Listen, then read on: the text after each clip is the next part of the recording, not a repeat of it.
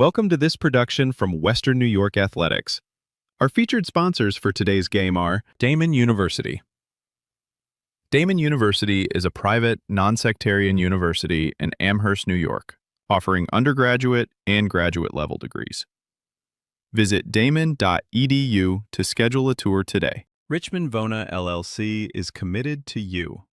Being involved in a serious accident creates a whirlwind of changes. We know how serious the effects of a car accident can be on the victims and their families. At Richmond Vona LLC, we have helped our clients recover over $175 million. We have the skills and experience needed to handle a full range of car accident claims, including those with multiple parties and catastrophic injuries. Call 716-671-4341 for your free consultation today, or visit richmondvona.com. Colvin Cleaners, Western New York's premier green earth dry cleaner. Dry cleaning, wash and fold laundry, shirts, and tailoring. 2375 Elmwood Avenue, Kenmore. Call 716-873-2952. Logistics Plus of Buffalo. For all of your transportation needs, full truckload, LTL, dedicated and drop trailer moves, Logistics Plus of Buffalo is a one-stop shop. Email buffalo@logisticsplus.com for your next shipment or warehousing needs. G&G Fitness Equipment is a full-service provider of specialty home and commercial fitness equipment. Locations in Buffalo, Rochester, and Syracuse. Visit livefit.com. Wingnuts Buffalo, located near the Buffalo Airport at 4600 Genesee Street. Dine in or order for takeout. Open Monday to Sunday, 11 a.m. to 10 p.m.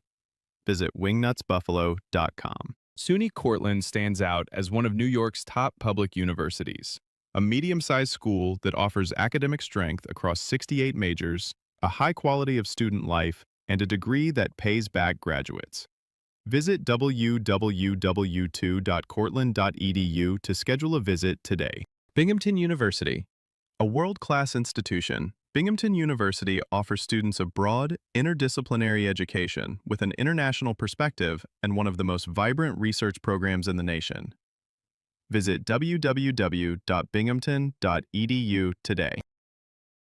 We would also like to thank Pathfinder College Planning, Dan Cha-Cha Injury Attorneys, 510 Toy Shop and Sports Cards, The Mental Match with Sam Recco, Canisius High School, St. Joseph's Collegiate Institute, St. Francis High School, Trench Trophy, recognizing the top linemen in Western New York, Lewis & Lewis PC, 37 Franklin Street, Buffalo, New York, B&T Supply, and Western Division, home of the Great Rate. Thank you for joining us. Please enjoy the game.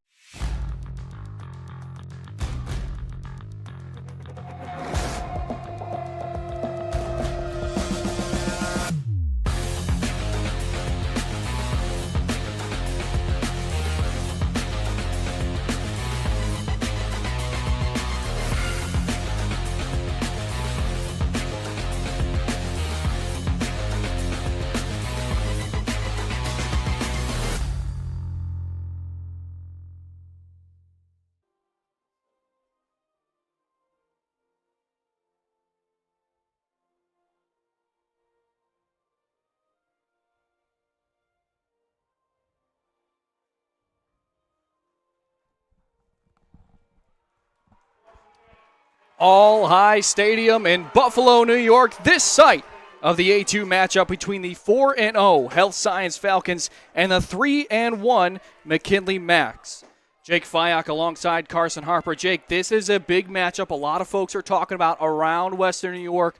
What do you expect to see in this ball game? Well, the one thing I want to see from this game is how Health Science's running attack fares against McKinley's defense. There is a three-headed juggernaut when it comes to the running position, with two of the guys leading up there in Kayvon Pitts, number 1, the senior, and another senior, number 0, in Kevin Guy. Those are the kind of the two of the three-headed dragon of this Health Sciences rushing attack. How is McKinley going to fare against that? And then on the other side of things, I want to know how the running attack from McKinley fares. This Health Sciences team, Carson, over year after year, they are so fast to get to the ball carrier. If you get quick passes out, they got a defender right in front of you. If you try to cut it to the outside, they're going to get by the blocking from the receivers and go through for a yard of loss. And then you also got to worry about the line up front. From our own colleague, Tom Prince, how is the line fare up from both teams is going to be very interesting in a highly anticipated Class A2 matchup. Health Sciences coming in at 4-0. They defeated Orchard Park in the opening weekend. Then at Kenmore East, they put up a 60-burger. They defeated Grand Island. And then last week on the road at Amherst won 36-0, their second consecutive shutout. What have you seen from the Falcons this season throughout 4 games? Well, it's just been pure dominance so far. And they started that in week 1 against Orchard Park. By the way, both these teams played against Class AA opponents. McKinley played against Lancaster. They had a battle week 1, lost in overtime just by 1 point. But on Health Sciences side, they shocked the Western New York football world a bit by picking up a decisive, dominant victory over Orchard Park, and they've kept that ride ever since, heading into another highly anticipated game. They're averaging over 40 points a game, 40 and a half to be exact, and on defense, they're allowing 4.75 points a game. So this is really going to be a really tough defense against McKinley as we see the teams come out for the coin toss. I'm just real interested to see how both these teams will match up. We had somewhat of a similar matchup yesterday down in C-South, both undefeated in league play between Chautauqua Lake against Southwestern Frewsburg. Southwestern Frewsburg dominated in that one over Chautauqua Lake. I expect this game to obviously be much more closer than what we saw in that game last night. But again, really 2 good opponents that can put the ball in play and 2 defenses that can become brick walls at times. Now, you mentioned the loss to Lancaster. There was a 29-28 loss on opening weekend at home. They also defeated Amherst, put up 66. After that, at Hamburg, put up 54. And Williamsville East, they shut out 28-0 last week. That's for the McKinley Max. What is their key to success so far this season? Well, I think for their key so far this year has been the amount of guys that they're able to bring back. But they lost some key guys last year, too. Lemmy Johnson-Bates, Eric Abernathy Jr. Lemmy Johnson-Bates was their main tackler. Eric Abernathy was amazing in the receiving attack and on the special teams as well. He had some big kick returns for touchdowns. And then Tyrone Hughes and Damari Baker Houston were 2 key guys on the running attack. But they have Kalon Ford back. He's a returning man who played the starting quarterback for them last year. They have Jameer Hill back, Cardell Staples back, Cameron Minter is back. And they also have a new guy, I believe it's Tashawn Henley, their junior O-lineman / D-lineman. 43 tackles on the year, along with 5 sacks. They have some really good defense and offense gurus here that are going to have to come up and step up here against Health Sciences. 2 very talented teams, 2 very successful programs in the last couple of years, 2 very good coaching staffs. As we are ready from All High Stadium, it is a picture-perfect afternoon here in Buffalo, 79 degrees, not a single cloud in the sky. Makari Smith will get us started. The senior will tee up the ball, and a pair of returners for McKinley are back deep. That includes number 5, Kylan Williams. Ball is teed up. The teams are ready, and we're ready for battle. We're underway from All High Stadium. It'll be fielded around the 20-yard line to the far side. He's got a lane. That's number 9, Marcus Daniels, across midfield, and McKinley has great field position to start this ball game. So actually, Carson, that looked like to be number 2 on the return there, Cardell Staples. But we'll take a look at the replay. This is one guy you got to watch out for. Shows a lot of Eric Abernathy Jr.-esque stuff in the return game. As you saw it there, cut up the field, got some great blocking as well, and phenomenal start for McKinley at Health Sciences' 42-yard line to begin the ball game. So McKinley gets a 1st and 10 around the 42-yard line. Quarterback Kalon Ford, captain of the team in the lone backfield. 3 receivers to the near side. 2 men in motion across the formation. They're going to flip-flop. Drop back is Ford. He's looking left down the field. That one's incomplete. intended for Cardale Staples, who had the opening return. Passing early on here for McKinley. Yeah, and I like what they tried to do there. As we see a penalty markers down on the field, looked like that was on McKinley. But honestly, I respect what McKinley's doing. They know they can trust Kalon Ford to throw the ball. He goes to his top receiver in Staples, but it's just a better play in the Health Sciences secondary on that first passing attempt of the game. Staples, noted by head coach Brian Davis as a player that can do damage. Another trips to the near side. Ford, the quarterback, lone in the backfield in a deep shotgun. Man in motion across the formation. He's going to fake it and keep it himself. Ford across the 45. He'll get up to the 40 and be escorted out of bounds. Brings up second down. And that's no surprise from Kalon Ford. Last year, he had 5 touchdowns on the ground, 5 through the air. This year, he surpassed that. Now it's 6 rushing TDs, 6 passing TDs. He was also part of Week 1's Conley Cup Players of the Week. We talked to Brian Davis before this game got started. He's shown to be a leader as the years have gone by throughout his career as a McKinley Mac, and you're going to see that a lot. He's going to go for those option plays at times. If he gets a chance to run, he can take off. 2nd and 6 from the Health Sciences side of the field. Ford again, lone in the backfield. He's going to hand it off to Williams. Williams looking for a lane, but he's going to be breaking a tackle in the backfield. We got a flag on the plays. He's escorted out of bounds by a pair of Falcons. So 3 plays from scrimmage and a little bit of laundry. And we'll see who that's on. That's on McKinley once again.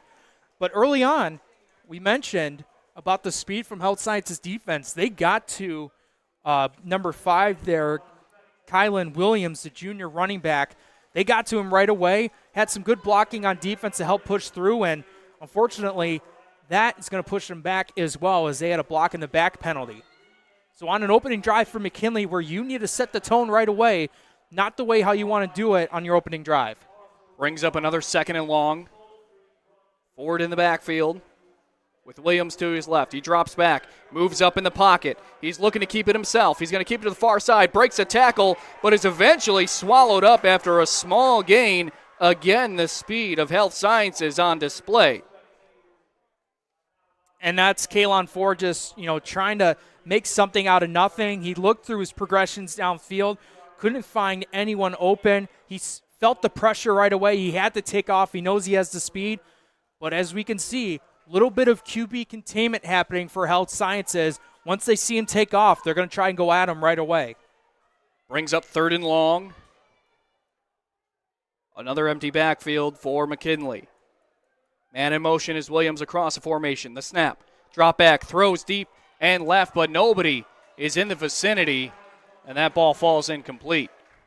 I think that was confusion on the intended receiver whose route was trying to be run there.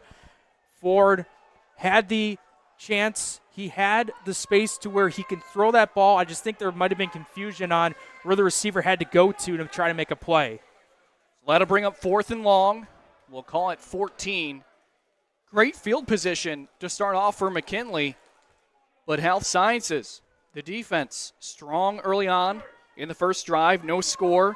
Just over 10.5 minutes left in the first quarter. Cardale Staples will be the punter. He lets off a lone line drive that's going to hit once. No Falcons are going to pick this one up as it rolls inside the 20-yard line, and that's where Health Sciences will start their first drive of the day. Real quick, our officials for today's game, our referee is Joe Podorowski, our umpire is Daniel Makowski, linesman Kyle Damon, our line judge is Brandon Musso, and our back judge is J.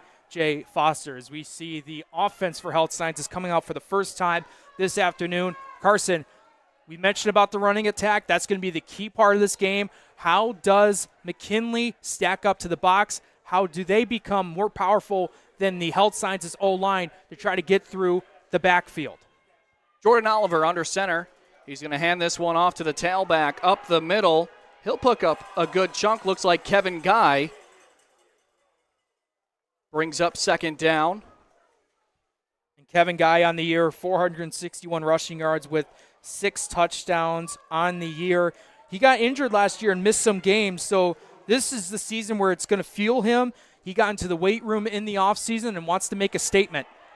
Guy picks up another hard 4 yards, tackled by Williams and company for McKinley, and that'll move the chains. 2 plays and a first down for Health Sciences. Yeah, and this is what Health Sciences wants to do. This is how they take control of the game. They're going to run the ball, and when it comes to a power guy like Kevin Guy or the shiftiness of Kayvon Pitts, who we might see soon, that 2 dual running back set has been very good, not only to move down the field and score, but kill some time on the clock as well. Oliver under center. Ridgeway in motion. They're going to give it to Pitts. Pitts breaks a tackle. He's got a lane.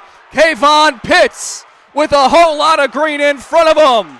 And we're on the board. Health Sciences. Kayvon Pitts with a touchdown. What did I just say? You had to wait for it at some point. We've seen the running and acceleration ability of Kayvon Pitts throughout the season, and he just lets the blocking help out, cuts it to the outside, and he had nothing but green turf all the way for a touchdown. That was a phenomenal run play by Kayvon Pitts to put his team up early in this game. So Health Sciences, their 3rd snap on the offensive side of the ball. Kayvon Pitts takes it 68 yards, and they will go for 2. This is something Health Sciences is known for all throughout their run last season. Going for it as we're getting a little personnel confusion on the side of the offense. But as you said, there's Kevin Guy. Here's 11 yards. 2 plays and then off tackle. Kayvon Pitts takes it 68 yards. You saw the breakaway speed. But here we go for the 2-point conversion. Oliver will remain under center. It'll be a power I formation. Ridgeway, Alante Green, the fullback. Pitts, the deep man. Ridgeway in motion. They're going to fake it to Pitts. Oliver rolling left. He's going to throw, and that one's incomplete, but a flag on the play. It looks like the defender was a little bit early. Yeah, he grabbed on to Arnett Williams there. Ball was lobbed in. Try to go for the 2-point conversion. That penalty is going to obviously be on McKinley's defense, so they'll go ahead and redo the 2-point conversion. One of the staples of Health Sciences football program, no point after tries. They always try to go for the 2-point conversion. They've had a lot of success through that throughout their program as past history. If you know Health Sciences football has, shown to be why they've been so successful. So after the pass interference, we'll try the 2-point again. They're going to hand it up to the up man, and he's going to get in. That's number 7, Alante Green, with a 2-point conversion. And it is 8-0 Health Sciences with 9:20 left in the first quarter. Let's take another look at that long touchdown from Kayvon Pitts. Well, you see the missed tackle there by McKinley, but once again, like I mentioned, after he shook that one defender, he had great blocking, cut it to the outside, and that speed there, they were never going to go and get Kayvon Pitts. Once he breaks free like that, good luck trying to track him down. It's going to be very hard to do so, but that's the scoring we've had so far. They got the 2-point conversion, as you just saw about 20 seconds ago, but great start for Health Sciences. This opening drive ending in 6, that's what you want to have. We got an 8-0 ball game just getting underway here at All High Stadium. Health Sciences is on McKinley. Back deep is Kylan Williams again, as well as Cardell Staples. 2 guys, you're going to hear their names quite a bit. Offense, defense, special teams. Staples received it the first time. This will be a high and deep kick. It'll fall outside the 10-yard line and go through the end zone for a touchback.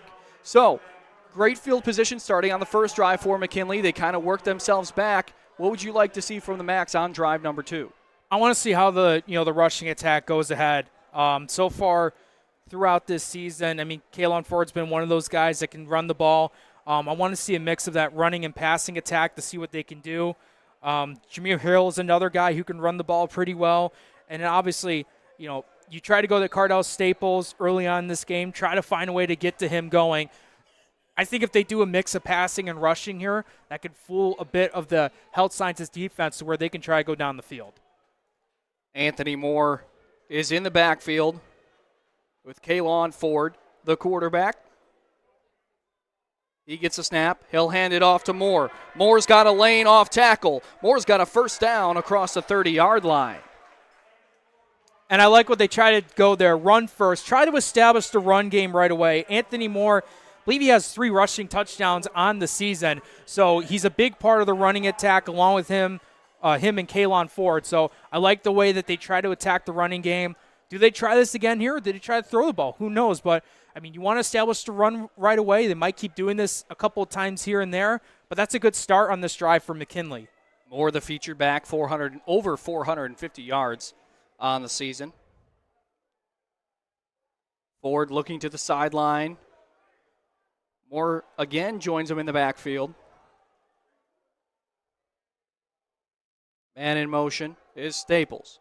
They're going to give it to Ford. He's going to take it himself up the middle, but stopped in the backfield.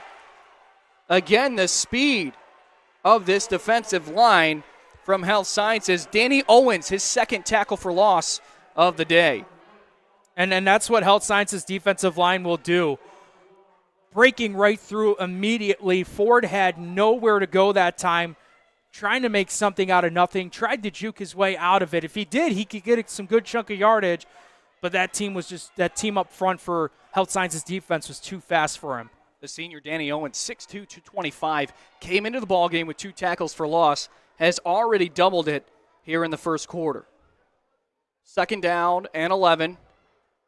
Snap to Moore. He's going to get it out quickly. That ball is a backward pass to Staples. Staples deep in his own backfield looking for a lane, but he's going to be tackled in the backfield again. A miscue and a flag on the play for McKinley. Drive started pretty promising. Now this is going to really hurt them. They try to go for a backward pass. I understand what they're doing. You're giving it to your main receiver. You corral that, you get some blocking, you're able to go upfield, but unfortunately dropped. Don't know if the ball was behind him just a little bit and just wasn't able to corral it fully, but that's a huge loss of yardage. The penalty, I believe, just got declined. So it looked like the timing was a little bit off.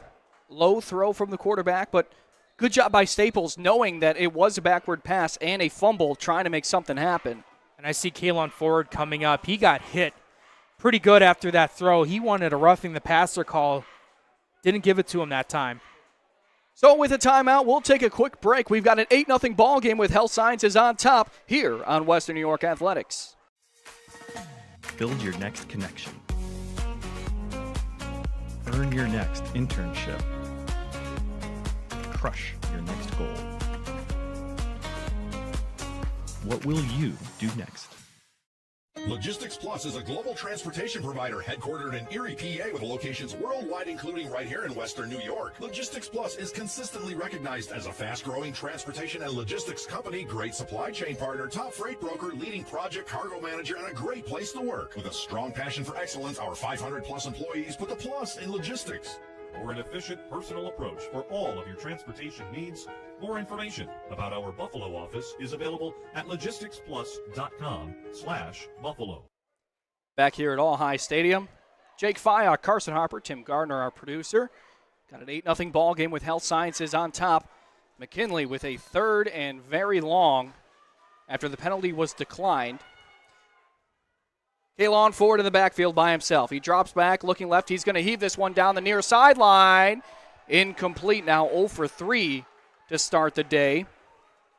Looked like that ball was intended for number 9, Marcus Daniels, a guy that they would like to see step up on the outside. One of the big key things on a defense, Carson, if you can't get a sack, the next best thing is pressure. How much pressure can you get into the face of the quarterback to where he just has to chuck up a ball? It's a great throwing attempt by Ford, but he put too much power onto that, went over the intended receiver, and I believe that was Dante Pruitt, who was almost right in his face to come down and possibly get a sack. Pruitt, though, on the year, 7 sacks. He's a 4 varsity player, very good edge rusher, one of the hearts of this Health Sciences team, makes a big defensive play. Staples will punt again. He gets this one off. Fielded by Pitts around the 46-yard line. He's going to take it across the 45 of McKinley. Fights a man outside. Oh, he got hit late. Play, and he was escorted down as he was trying to stiff arm the defender. And the battle, we'll say, ensued into the bench area, and that will be a flag.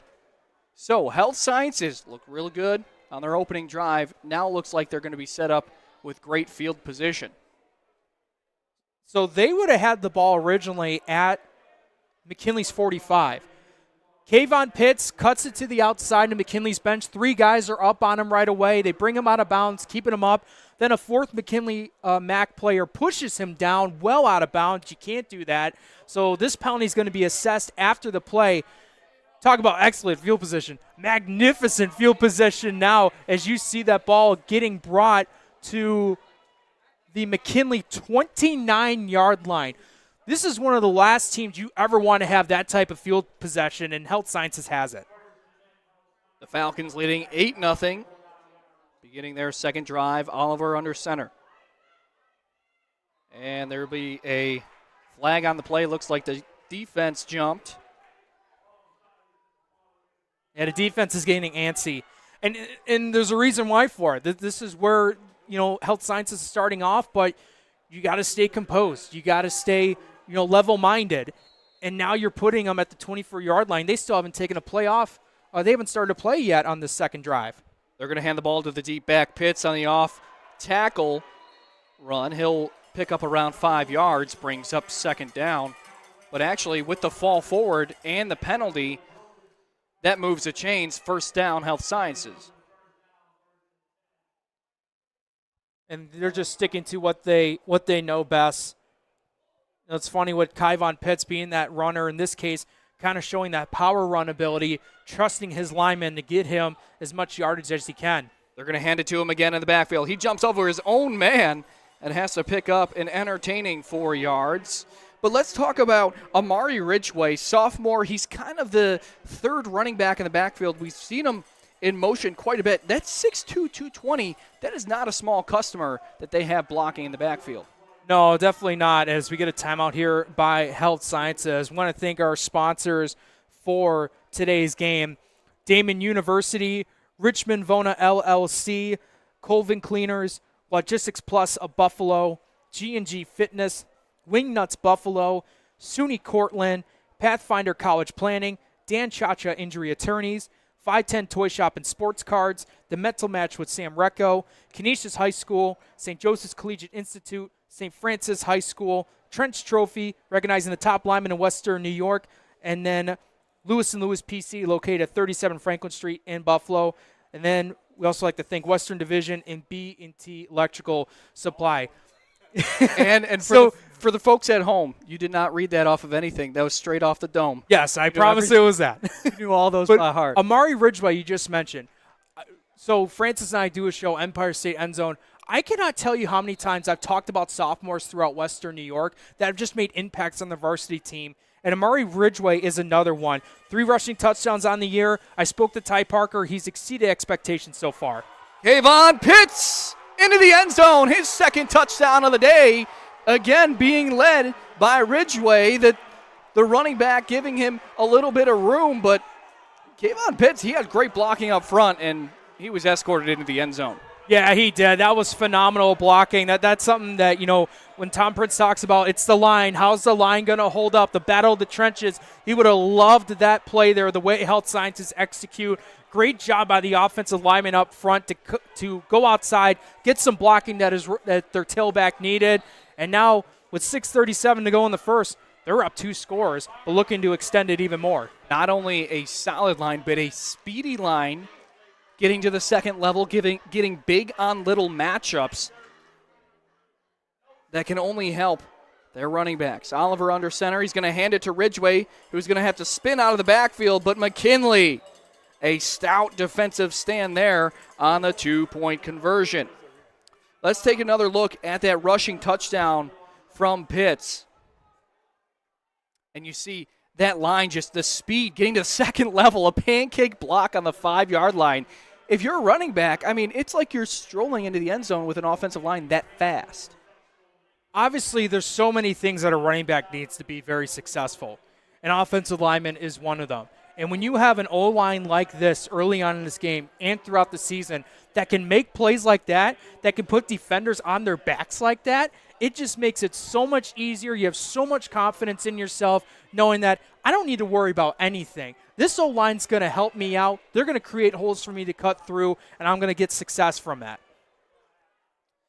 So Health Sciences will kick off for the third time here in the first quarter. It's Staples and Williams deep for McKinley. Makari Smith has the ball teed up. Health Sciences, a little bit of a shock for up 14, but this McKinley team can come back and score points rather quickly.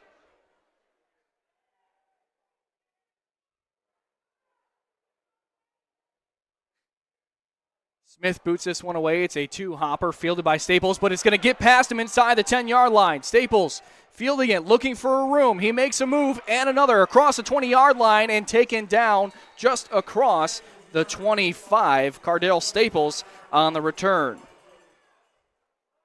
And it's incredible how much he was able to get back after, having the football go by him. But, if you corral that earlier, where does that put your team now? Right now, they're at the, 29-yard line. You might be even at the 39-yard line if you're able to corral that ball. But still, though, good field position for McKinley.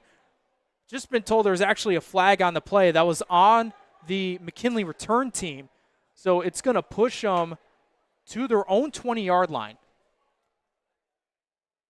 So that'll bring up 1st and 10, the third drive of the day for the Macs. Down 14-0 to Health Sciences. Ford is in the backfield with Moore to his left. Ford's going to take it himself off tackle, breaks a tackle behind the line, but again, swallowed up right at the line of scrimmage. And who else but Danny Owens, who's had a fantastic day on the defensive line for Health Sciences. He's been very good on that line. Even if he's not bringing him down, for a tackle, he's right there in the face to where the speed from the Health Sciences second group in the linebacking core or the secondary is coming in to always try and bring down their opponent. You saw there, at least 3 or 4 guys were immediately on Ford after that first point of contact. Brings up 2nd down and around 8. For Taiwan Moore, another one on the defensive line. Man in motion is Liggins. Snap to Ford. He's going to hand it off to Moore up the middle, but stuffed in the backfield. Number 61, Taiwan Moye. And we've got a little more laundry on the field.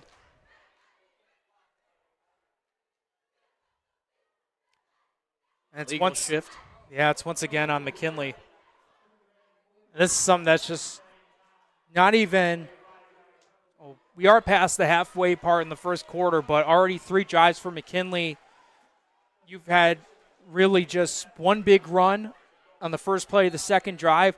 That's really been it so far.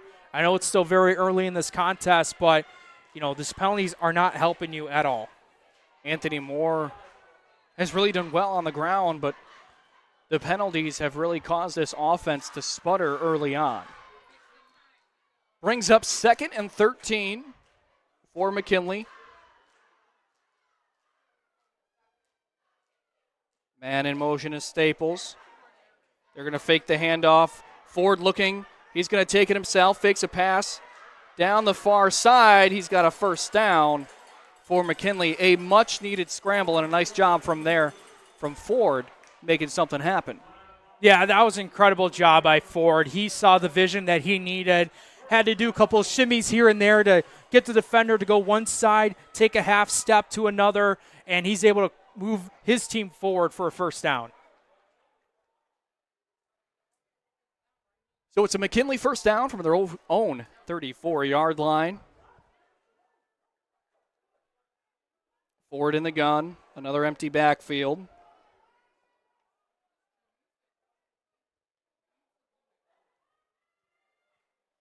Williams in motion. They're going to hand it to him on the bubble motion up the middle, but he is swallowed up.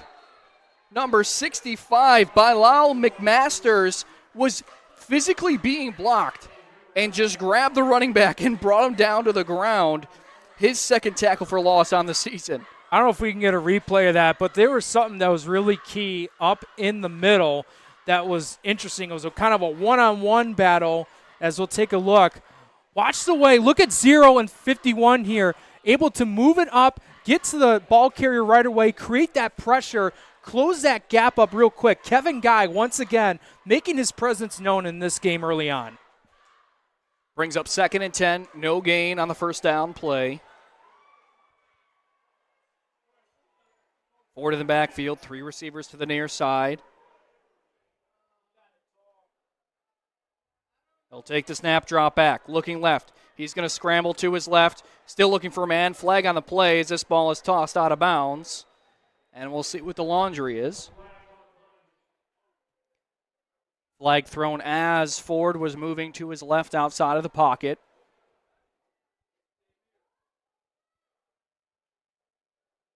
The way that McKinley is, sounds like they are the ones that are upset they got the penalty, and they did, and it was a holding.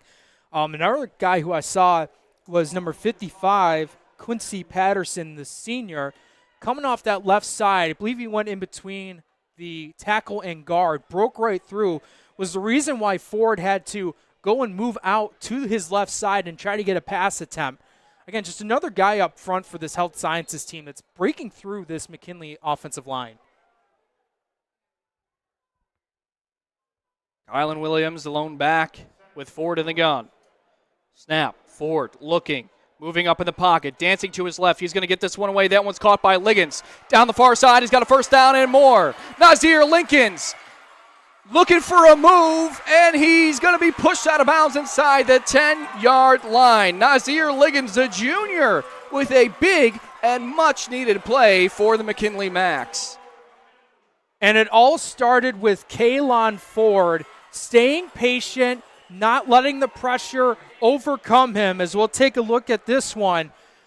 He's trying to look through his progressions. Nothing's there. He rolls out quickly to his left, has a man open, and that burst of speed by Nazir Liggins, just a junior, listed at 5'4", 145, but all speed there by Liggins to help push his team to the farthest point they've been here on this drive. They're in a goal line chance. The longest pass play of the season for McKinley. They're going to hand it up to Williams. Initially stuffed. He's going to bounce out and be tackled behind the line of scrimmage. It's number 7, Alante Green. But let's go back to that long play. The poise in the pocket from Kaylon Ford moving up and finding a man in Liggins who was just kind of sitting in an empty zone. Yeah, he was, and I think that's just because there's certain assignments that health sciences secondary is focusing more on. Obviously, Cardell Staples is being one of them. But when you have that happen, you can set up chances to where guys who may not have had plenty of chances throughout the season, though, that are on the field now for McKinley to create open spaces for them and create big yardage. And that's what you saw when Liggins took them down the field. Now they got a chance to get a goose egg off the board. Brings up 2nd and goal from the 10-yard line.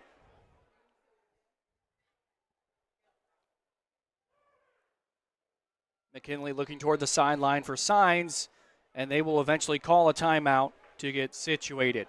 We'll step aside. Health Sciences leading 14-0 over McKinley, who is driving. We've got 2:30 left in the first quarter when we return on WNY Athletics.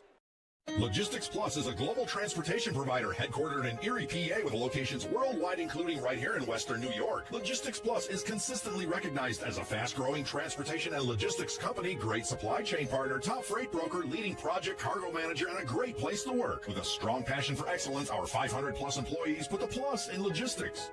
For an efficient, personal approach for all of your transportation needs. More information about our Buffalo office is available at logisticsplus.com/Buffalo.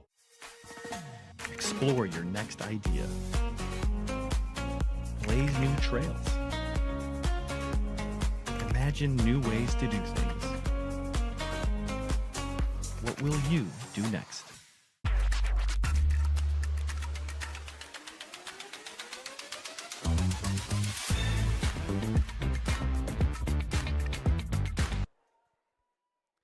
Second and goal from the 10-yard line. Ford's going to take it himself, looking up the middle, but he is stuffed in the backfield by the defensive end, number 13, Dante Pewitt, senior 6'2", 175, his now 6th tackle for loss. One of the leaders on this defense also has 7 sacks, which leads the team. Yeah, and there's few guys on this team that is a vocal leader for health sciences, and Pruitt's one of those vocal leaders, and that's what you need when you have a defense like this under the helm of head coach Ty Parker. You want that vocal leader that's able to set an example for these guys, and he's been one of those anchors on the defensive line. Third and goal from the 9. Ford dropping back. He's got to escape, but he's wrapped up in the arms of number 50, Danny Moore. Yet again, we've got flag on the play. But we're seeing, health sciences, a lot of folks talk about the speed, the athleticism, but this offensive and defensive line is really showing up today. They definitely are. I don't know if we have a chance to look at that replay. That was another example where you got a guy on McKinley and a guy on health sciences that's one-on-one, and we'll take a look at this. Power on power. You saw the pressure he saw Kalen Ford had. He's like, I can't go up the middle. I got to go to the left. But he's not seeing off his blind side that one-on-one between McKinley and health sciences. I believe that was number 50, Danny Owens, that went up against number 51 and Anthony Johnson. He won the battle. He's able to hold on to dear life for Ford and bring him down for a sack. That, again, it's just a certain mentality, certain power that health sciences has, throughout this season and throughout this game that's really had them get this big advantage so far. So a pair of penalties will offset, will bring up third down. We had holding on McKinley, personal foul on health sciences. So all is well. It'll bring up third and goal for McKinley.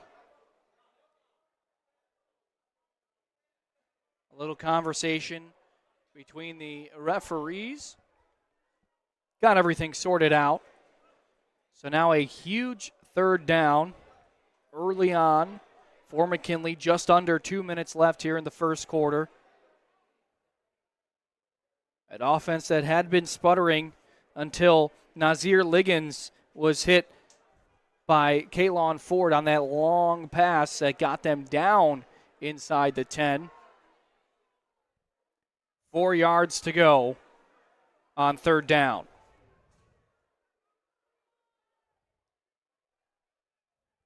We'll see what they do here. Looks like they're going Wildcat on this one. Jameer Hill will take it himself and fall forward inside the 5-yard line. Jameer Hill, a senior fullback, 6 foot 210, going right up the A-gap. So here we are, 4 yards to go on fourth down. Hill will remain at quarterback with Avery Stone to his right. This will be strength on strength. Snap to Hill. He's going to take it himself. Spins out of a tackle, but he's going to be matched up right at the line of scrimmage again. This health science defensive line is stout, and it is a 4th and goal stand for the Falcons. They try to go to Hill again. He's a very powerful man, but guess what? So is this health sciences team. They know if they got to get at least 3 or 4 guys, and you saw it there, creating a pile-up, may have gotten a yard on the play, but needed much more to cross the goal line for a touchdown, and that's what health sciences does. When it's a key part, certain key parts of the game, you got your defense has to make a stand, and they did there. So 97 yards in front of the health sciences Falcons, but a huge stand to keep this game at 14-0. Oliver, the quarterback, going to remain under center. Guy is a deep back. They're going to hand it to him. He's going to scoot up the middle and gain a hard 5 yards. Tackled by number 15, James Lord, senior linebacker.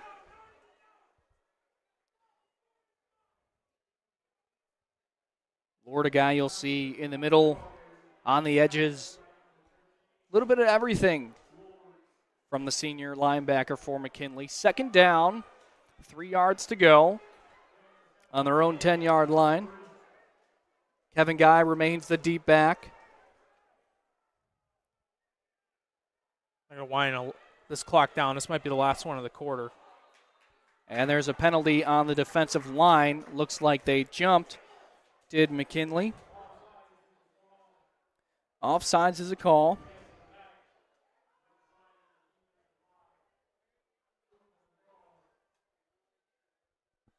So that'll move the chains and set up first down from their own 15. 21 seconds left in the first quarter. We'll have time for one more play. Well, I think with that penalty, it actually reset the play clock. So this game clock's going to wind down. And I'll tell you what, Carson, very strong start for Health Sciences, up 14-0 on McKinley. Well, we got, as Jake said, a 14-0 ball game with Health Sciences over McKinley through 1. We'll be right back on WNY Athletics.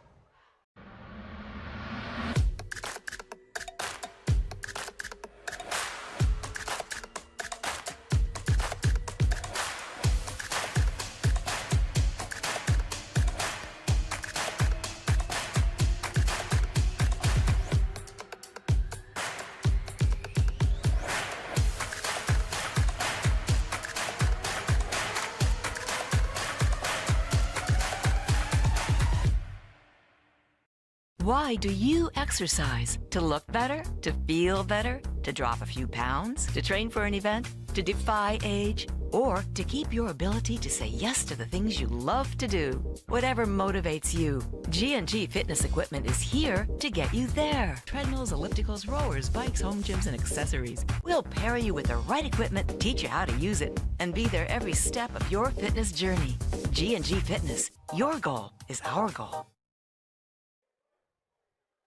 Back here at All High Stadium in Buffalo, New York, Carson Harper, Jake Fyock, Tim Gardner's our producer, Mario Hall down on the field with the camera, and Josh Wilson, your game camera operator today. We've got a great afternoon, good football thus far, 14-0 ball game. As we begin the second quarter, Health Sciences on top with the ball, 1st and 10 on their own 15. They're going to hand it to the up man, which is Kevin Guy, who's going to fall forward. Excuse me, that was Amari Ridgway, kind of playing a little bit of a sniffer position as the wing back, moving up. He picks up 6, brings up 2nd and 4. Snap, they're going to give it to him again up the middle, and he's going to be stuffed at the line of scrimmage. A nice stand there from the defensive line brings up 3rd down. And as for Health Sciences, their success in the first quarter is, what we have, seen so far this at the start of the second when it comes to the running attack.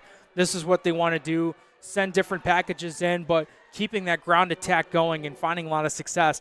And I'm curious to see what, McKinley tries to do. I mean, obviously, you want to stack the box, try to stop this running attack, but the success Health Sciences has had so far, it's created a really good challenge. So 3rd down. For the first time today, Oliver will be in the gun, but we've got a flag on the play.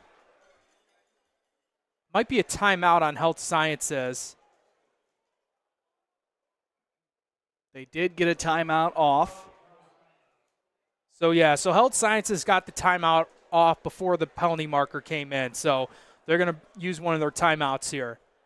But Carson, the way this game has happened so far, for McKinley, I think on the defensive side, you still want to try to stack the box as you can, able to come up with some big stops. But on the offensive side, we've seen little bursts of success. And I think they have to find a way, whether it's play calling or trying to create something out of nothing. How are they able to consistently do that on their next couple of drives to come back and try to tie this game up? And one of the keys to the game, as you said, keeping clean football. Another team that, talking to Ty Parker before the game, this Health Sciences team, they had a great run last year, and the team was full of juniors. Running it back this season, a lot of expectation, but they've really had their head to the grindstone and done well thus far. Ty Parker said you know, it's not only the kids. We have a great coaching staff, and the kids coming up from JV. It just makes it that much easier to teach when you have great leadership, and we're really seeing this on display early on today. And they're technically the defending Class B section champions. Obviously, they're not competing in Class B. They're moved up to Class A2, but they've picked up where they left off from last season. Oliver is going to be in the gun. Kevin Guy to his right. Two receivers on the near side. And we've got some movement up front. Looks like the defensive line again on encroachment. That's the third time I think we've seen a penalty on defense for McKinley, and we've seen just about as many, if not more, on their offensive side. I think after they took this 2-touchdown lead, I think it's starting to get into their head a bit. They're thinking too much. They're doing too many things. They just got to just play McKinley Mac football. Oliver's going to take it himself and cross the 30-yard line, and that'll bring up second down, pickup of around 5.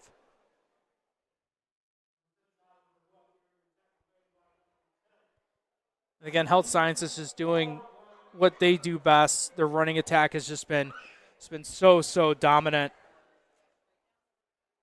So after 2 drives under center, we're seeing a different look here from Health Sciences. In the gun yet again. They're going to hand it up the middle. And down the far side is Kevin Guy. Kevin Guy makes a move, 88, and out the gate, Kevin Guy with the touchdown. There was a penalty marker down.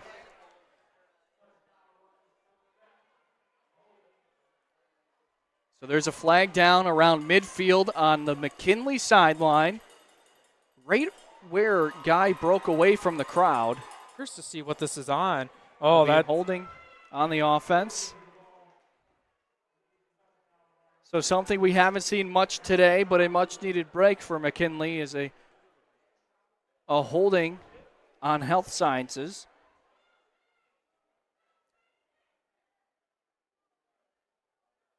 Take a look. It looked like it was a receiver there right as Guy broke away. Yeah, I believe that's number 8 for Health Sciences, who pushes off the defender to a spot where he had no chance of making an attempt on a tackle. That's why the penalty was thrown.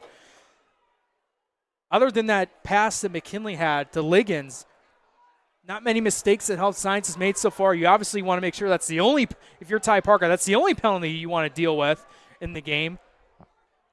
So that'll be called back, brings up 1st and 10 from their own 40. They're going to hand it off. Again, looks like Kayvon Pitts on the first down run.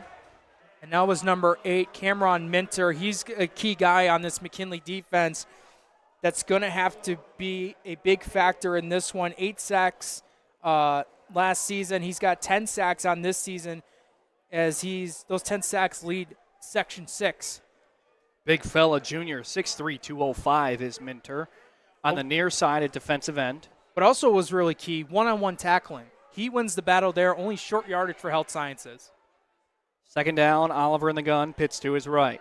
They're going to snap and hand it off to Pitts up the middle, who's going to try to spin out of trouble, but he is stuffed in the backfield. That's number 6, Jameer Hill, and number 11, Antonio Broadus, pair of seniors on the tackle. And now we're starting to see that momentum from McKinley's defense a bit. You just stuffed them twice, 2 plays. They've only gotten 2 yards, though, whereas in the first quarter it was a completely different story.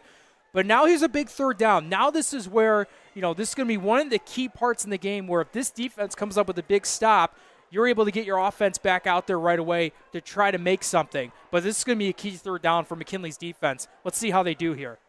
Ball on the 43, 3rd and 8 for Health Sciences. Oliver barking out the calls. 2 receivers on each side. Kevin Guy to his right. Snap. Drop back, Oliver looking left. Going to heave it deep, and this one's going to fall incomplete. He was looking for Kayvon Pitts from the slot. So a big third down stand there from McKinley brings up 4th and 8. And I saw Jameer Hill, number 6 in the backfield. Number 55, Tashawn Henley. who has 5 sacks on the season. What we saw earlier in the game, Kaylon Ford faced a lot of pressure in front of him, had to throw a deep ball just to chuck it up there, and hopefully a receiver gets there. Something that Health Sciences QB had to do on that time. Great pressure by McKinley's defense. So for the first time today, we will see a punt from Health Sciences. Makari Smith, who does the kicking duties, is a man who will punt. And Cardell Staples, who we've seen a couple of returns on the kickoff, he will be the deep man for McKinley. For special teams, he's been great last year, just as good as this year. He already has a kick return for a touchdown. Not a punt return yet, but he's able to make some big plays in the special teams game. A nice punt there from Smith, high and deep. It's going to bounce in the 20 and roll just to the 12-yard line. Makari Smith with one heck of a punt sets up McKinley deep in their own zone. So McKinley stops you on your offense to go 3 and out. So what's the next big thing, especially in high school football? How far can your punter pin your opponent's back as far as they can? And that's what Makari Smith did. Took a big hop. Even if Cardell Staples fair catched it, that still would have been, tough field position for McKinley. But that bounce, Staples lets it go through. And I want to say that's the 12-yard line, McKinley's own 12-yard line to be exact, where their offense comes back out. They got to go 88 yards down the field to try to cut the score in half. 1st and 10 from their own 12. Kaylon Ford in the gun and a flag on the play. That's not what you want. Illegal substitution on McKinley will make it 1st and 15 from their own 7. So it's already tough to go 88 yards downfield. Now you got to go 99 yards downfield due to that penalty. So we've seen Moore in the backfield. Anthony Moore, the senior. He's run well this far. Only a couple of chances, though. See if they turn to him on the left side of Kaylon Ford in the gun. 1st down. They're going to hand it to Staples on the pitch, and he's going to be met right after a short gain by Kevin Guy. Kevin Guy a little slow to get up on the left shoulder, but he's up and moving, brings up 2nd down. And I like what they're trying to do, try to, incorporate Staples as much as they can here. I believe that was a shovel pass that they try to go to. Got some nice blocking, but again, the speed from Health Sciences got to Staples right away. That was actually no gain on the play, too. Not an easy guy to catch as Cardell Staples. 2nd down. Couple of men in motion, defensive line shifting around. Snap. Ford drops back. He's going to be met at the 1-yard line. Hey, who else but Danny Owens again in the McKinley backfield? No one blocking him that time. They go off a play-action pass, and Owens just has one route to get to, and that's to the quarterback. Ford never saw him coming until it was too late. So 3rd and long from their own 1-yard line. The goalpost breathing down McKinley's neck. Ford in the gun, Anthony Moore to his left. 2 receivers spread out on each side.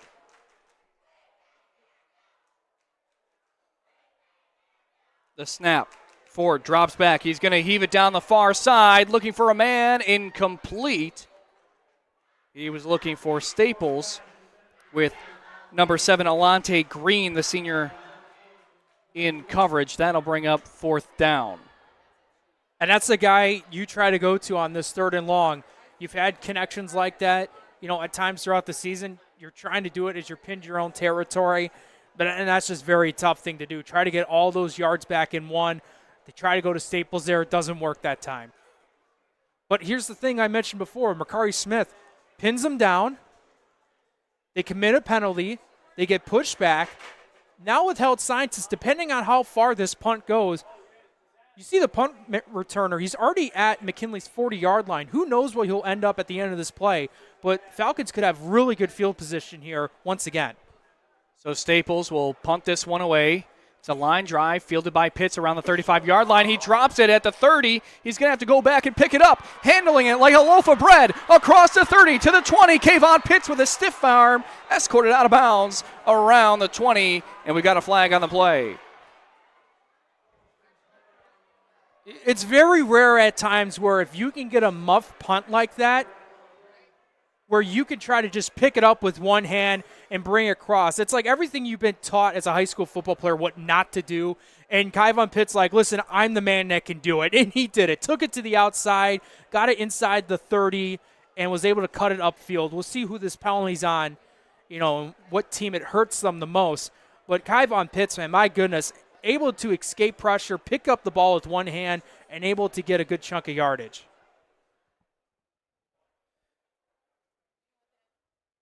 We'll see what the penalty is. It'll be a block in the back on Health Sciences. Head coach Ty Parker out there getting an explanation from the referee. So we'll see where that sets up the Health Science offense, but nonetheless going to be great offensive field position.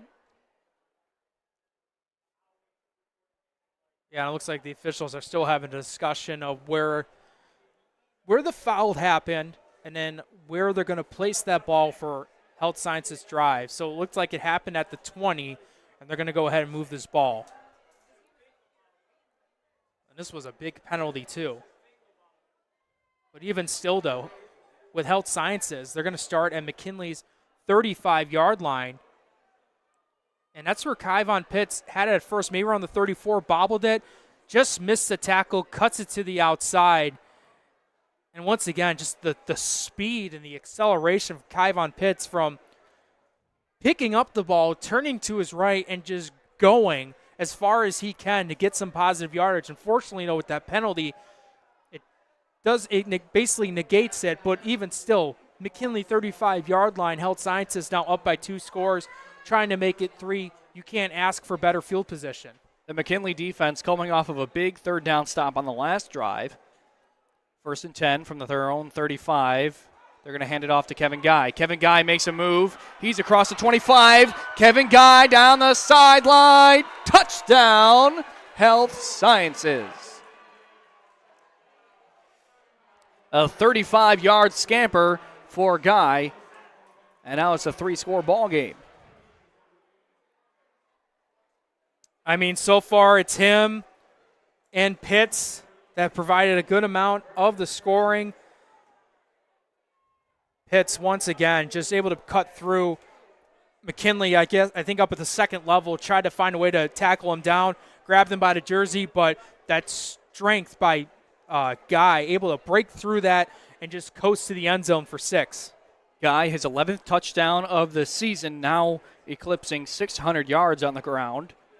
Really the feature back, over 100 carries coming into the ball game.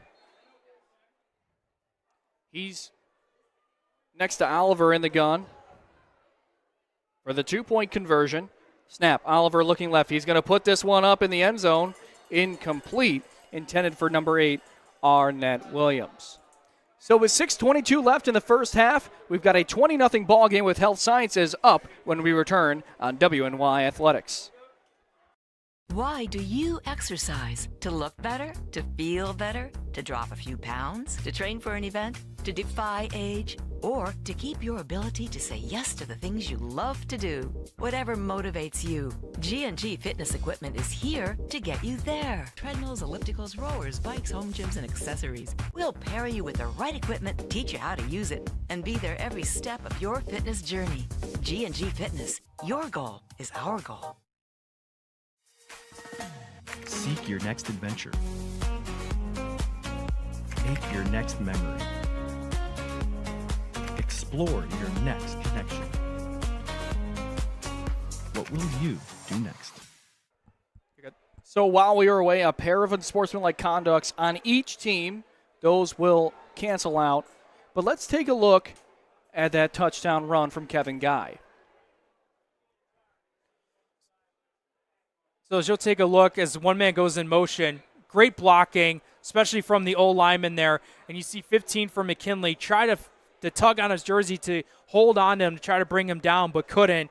And then Pitts, after that, he got past the second level, had nothing but green turf in front of him to get his now, want to say that was his 7th rushing touchdown of the season. Kyvon Pitts already has 2 on the day. He's got 8.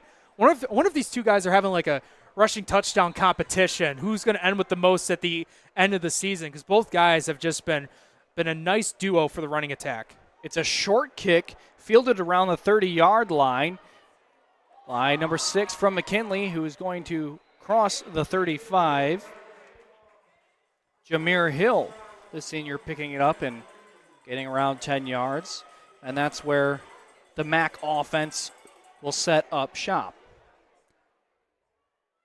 20-0 ball game. McKinley early on, sputtering on offense, but then had a big play, got down inside the 5-yard line. They were stuffed, and that was really their best chance after that long pass to Nazir Liggins. Quarterback Kaylon Ford has really had a tough day at the office moving around, but a guy with nice legs. He's got over 1,200 all-purpose yards as a quarterback, 600 in the air, 600 on the ground. 1st and 10 from their own 39-yard line. Ford in the gun. He's going to roll out as a ball is on the turf. A scramble for it, and it's picked up. Kevin Guy defensively. One play, and there's another touchdown right after his 35-yard rushing touchdown. Kevin Guy, he's a transfer from St. Francis last year. Missed some games with an injury year, so this season means a lot to him, so much to him. So when he gets an opportunity to make plays on both sides of the ball, he's going to do it. That's his first defensive touchdown of the season, a fumble recovery by Kevin Guy. And, at this point, if you've been watching Health Sciences football, you've been watching this game, it's not a surprise to see what Kevin Guy could do when he does something like that. His first fumble recovery of the season, and he takes it 39 yards to the house.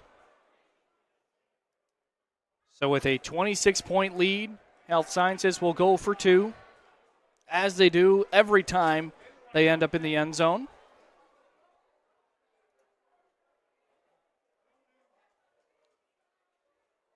Health Science is already ready. They want to get this 2-point conversion going. Oliver under center. They're going to hand it off to Arian Stevens. The sophomore running back gets in the end zone for a 2-point conversion. And with over 6 minutes left, it's 28-0. And it's just, not able to corral the ball. Ford trying to do what he can. But then the other number 0 comes in. Kevin Guy for Health Sciences picks it up, and he just wants nothing to do but to score, and that's what he does. And that's one thing with a speedy defensive line, linebackers, one hiccup in the backfield, and they're breathing down your neck, and that's just what happened. A low snap, trying to pick it up was Ford, and before he even got a chance, there were 3 to 4 Falcons right around him, and Kevin Guy was a man who picked it up and ran it home. Makari Smith has the ball teed up. Staples is the deep man for McKinley.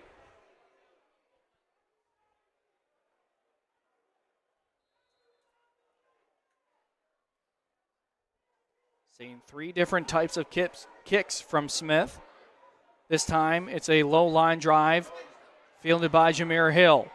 Hill across the 35, and he's going to lean forward around the 38, call it the 39-yard line. And another flag on the play. This one thrown from the far side of the field. Yeah, and this was a play that didn't last too long. They had a very short return attempt. So I'm curious to see who this on. I think they're pointing to maybe McKinley, who might have been on the call, that might have committed this penalty. A flag that was thrown on the far side of the field. Personal foul on McKinley. So that'll march the Max back 15 yards.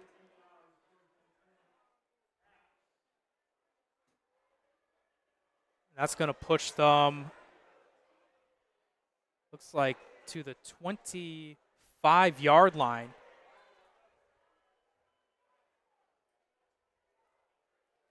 And I think if you're McKinley in this essence, you got to forget everything that's happened so far up to this point. Just remember the positives of what's made this team very successful, that's got you, to the start you're at right now, and just go play your game. Kalon Ford stepping up and heaving it far, but incomplete, intended for Staples, who got tripped up. Another pass intended for the senior Cardell Staples. And that was Lamar Rivera that was on the coverage for Health Sciences. Again, Ford just trying to do whatever he can. He knows if he can connect with Staples, they can quickly get some momentum back and move this ball down the field, similar to what they had a couple of drives ago when he found Liggins to put themselves in the red zone chance. Since then, they haven't been able to get to the red zone since that last couple of drives. 2nd and 10 after the incomplete pass. An update on the St. Joe's St. Francis game. St. Francis up 28-0 on Joe's. Also in the second quarter, they're going to hand it off to Moore for McKinley. He's going to fall forward for around 4 yards. So in Monsignor Martin, their scoreboard looks a lot like this one. Franny's up 28-0 over Joe's. And we do have another scoring update with a different game at halftime. Akron's up on Cleveland Hill. Akron up on Cleveland Hill 14-6 at the half. A staple on the Cleveland Hill, a Saturday afternoon game. So 3rd down for McKinley as they call a timeout. They're down 28-0 to Health Sciences as we step aside on WNY Athletics.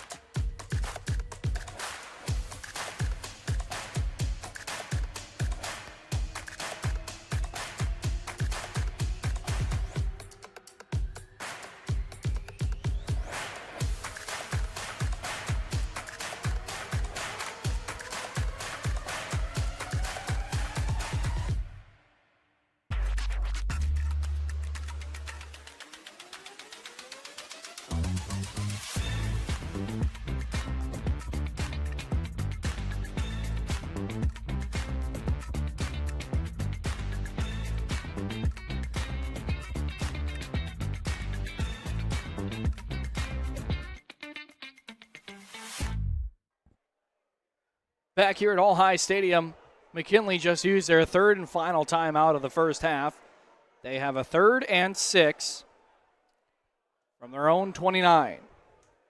Kalon Ford in the backfield in the shotgun. He drops back, looking left. He's going to heave it left, intended for Cardell Staples, who high points a ball. Who comes down with it? Nobody. No, that's a They're catch. calling this a catch. That was the catch by Cardell Staples. That is why you go to your wide receiver one. He can make plays like that. This was either going to be caught or it was going to be intercepted, seeing how both sides are going to be. We'll take a look at the replay. The ball caught, rolls away, but he had it just long enough. Look at this high point. Staples. Oh, my goodness. It got bobbled. Look, see the ball get bobbled there? As soon as it went down to the ground, and then Staples able to find it and corral it in. Holy cow, what a play by Staples. So Ford scrambling around, somehow gets past the line of scrimmage, and he'll pick up 5 hard-earned yards. Spinning around, and another flag is thrown after the play. So initially it looked like it might have been close, but Cardell Staples nonetheless gets a reception and a big first down for McKinley. Yeah, I didn't see the part where the ball got bobbled at the end. I thought it may have been tied because usually the advantage goes towards the offense there, but got bobbled and he's able to corral it. And now you get, I believe it's the second penalty of the game on Health Sciences. Now they're going to get pushed back. So here comes McKinley a little bit. But remember, I mean, considering what the score's at right now, you got to find a way to score on this drive. just so you can get some positivity for your team in general. And a sportsmanlike conduct call on Health Sciences will move McKinley up 15. Both teams coming in at the top of the A2 standings, 3-0. Both teams can score with the best of them. And now McKinley, for the second time today, is driving. Moore is in the backfield. Ford in the gun. They're going to hand it off to Moore up the middle. Anthony Moore will fall forward for a few yards and brings up second down. And I think utilizing Moore a little bit into this running attack, they've been able to incorporate him a little bit into the offense, and I think you got to find a way to keep using him because even with that Staples play, even with the play with Liggins earlier in the first half, he's been a nice little spark on this running attack, getting some yardage here and there. Yeah, I like the way the kid runs the ball, and really with 4 minutes just under left in the second quarter, you can still establish a run game down 28. Especially with his ability to pop one. So second down and 8 yards. Snap. Ford drops back. He's looking left. He's going to heave a high ball. It's caught in the end zone. Touchdown. Number 9, Marcus Daniels, the junior wide receiver. Wide open in the end zone. And Kaylon Ford drops it in the bucket. And that's the nice passing ability of Kaylon Ford. You know he can get some precision passing at times throughout the game and throughout this season. And he found Daniels. He beat his man, had nothing but wide open space, able to corral it in for 6. Good blocking up front. Gave Ford the time of day to drop in a nice ball. Now his 7th passing touchdown of the season. It'll be a 2-point attempt for McKinley.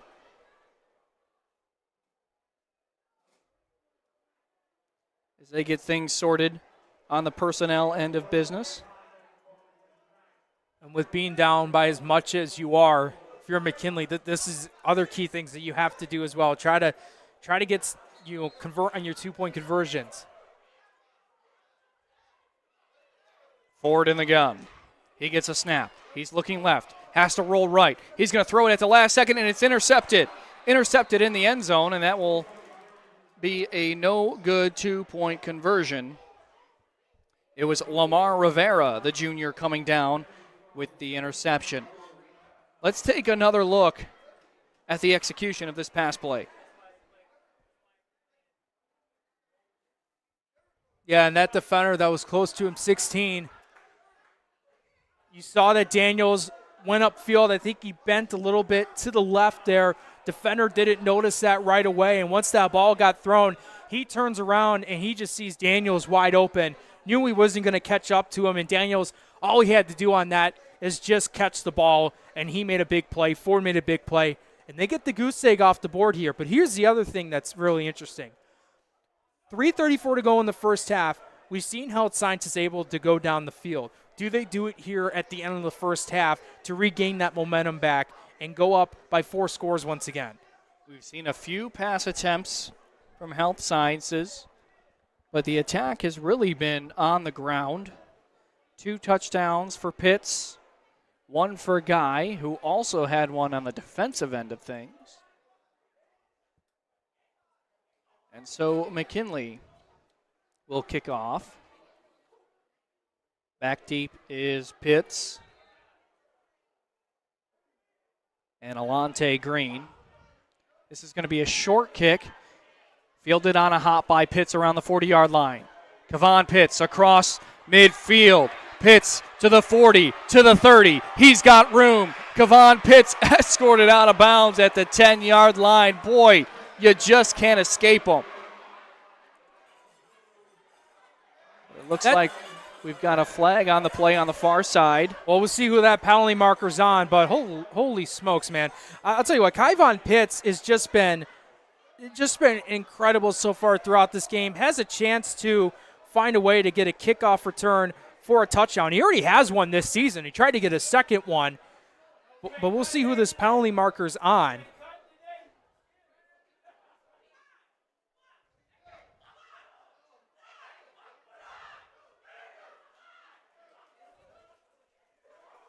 So waiting the call.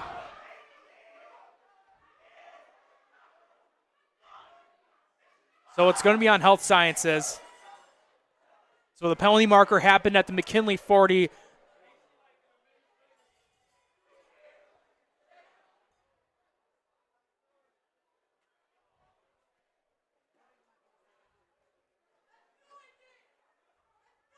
As see the penalty that happened around the 40-yard line. But even with that as well, I mean, he had some really good blocking from his teammates on the special teams. But midfield marker for the Falcons. They're going to hand it off to Kevin Guy, who is stopped in the backfield right at the line of scrimmage. Looking like number 52, Jameer Hemphill, a senior who Coach Brian Davis said is a big part of their success. Big fella up the middle, 6'1", 355, who moves real well, catching Kevin Guy there for no gain. And again, one-on-one tackling. That's going to be key for them here, especially on these first and second downs. They want to run the ball. You know they want to run the ball. How are your guys on defense going to go about this when it comes to group tackling or one-on-one tackling? But that's going to be big for them. They're going to hand it off up the middle to Guy again, but he's met in the backfield. Antonio Broadus and company. Tyshawn Henley also in on the tackle. And this is something similar we saw a couple drives ago that led to the Health Sciences 3-and-out where they had to punt the ball away. It looks like we got an injured McKinley player down.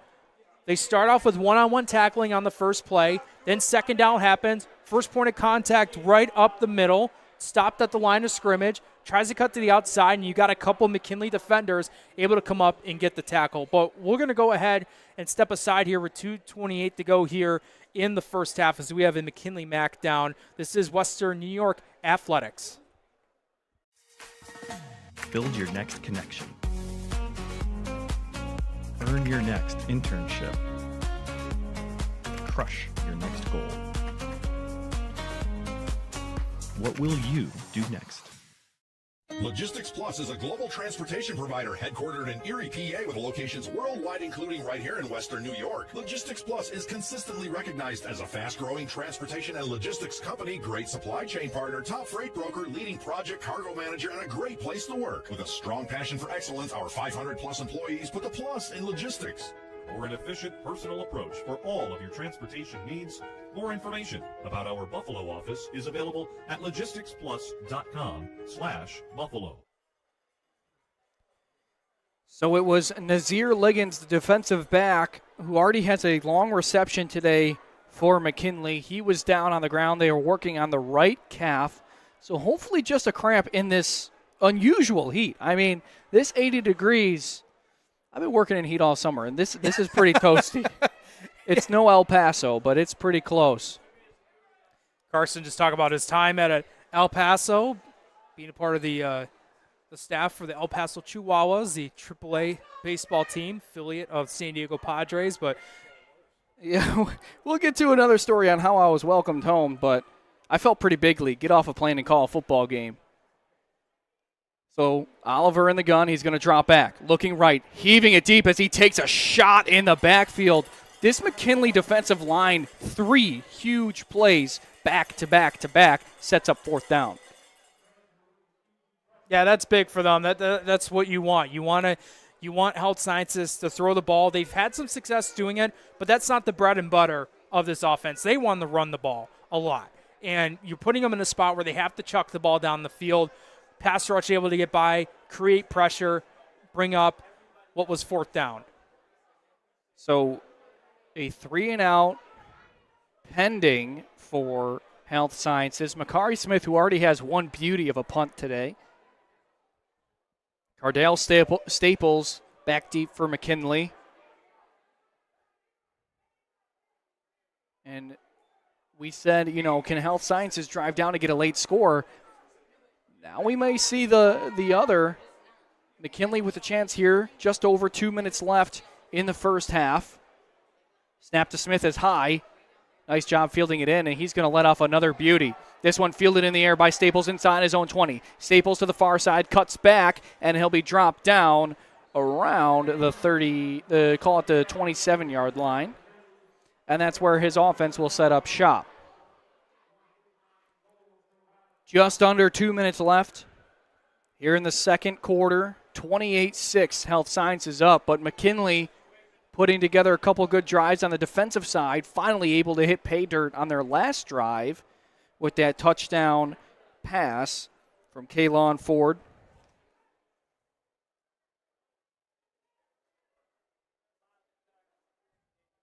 Ford last week only attempted 4 passes for 49 yards, and 38 of those came on a singular attempt. But now 7 touchdowns on the season from the senior quarterback. He's in the gun with Moore to his right.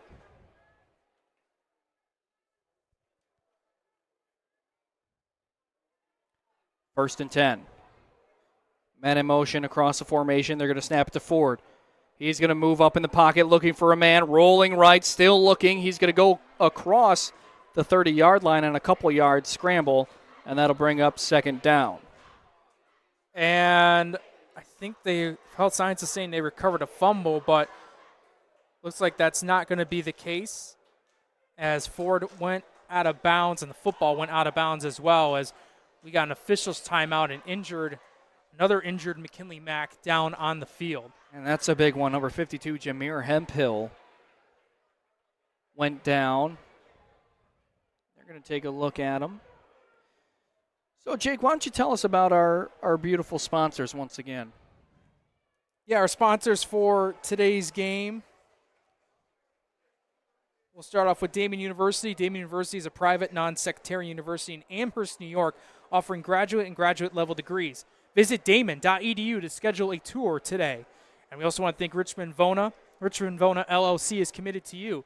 Being involved in a serious accident creates a whirlwind of changes. We know how serious the effects of a car accident can be on the victims and their families. At Richmond Vona LLC, they have helped their clients recover over $175 million. They have the skills and experience needed to handle a full range of car accident claims, including those with multiple parties and catastrophic injuries. Call 716-671-4341 for your free consultation today, or visit richmondvona.com. A pro's pro there, ladies and gents. Second down. We'll call it 6 yards. The snap, Ford, moving to his right. He's going to heave this one deep, and this one's intercepted.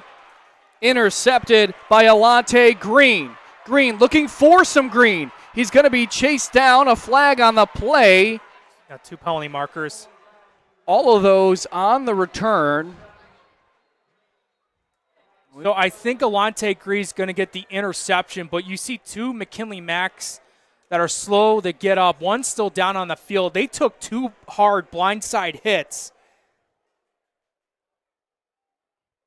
Yeah, they're both down. One of them down is Marcus Daniels. Well, I think 56 just came up. He just slammed his helmet down. He's upset. Take another look. Look at that high point from Alante Green going up and getting it. And Alante Green, no surprise to him. He's been one of the anchors on this defense. He has 2 interceptions coming into this game. That interception just saw is now his 3rd on the year, as we do have an injured Mac on the field. That's Marcus Daniels, who had the touchdown reception earlier in the second quarter, who he's being looked to at by the trainers. So a lot. Well, we talk about the keys to the game, right? And how is a team going to see themselves to victory? Well, I was trying to see myself to All High Stadium. And when I was living in Texas, I had a nice little key code in my apartment. I didn't carry keys for the last 8 months.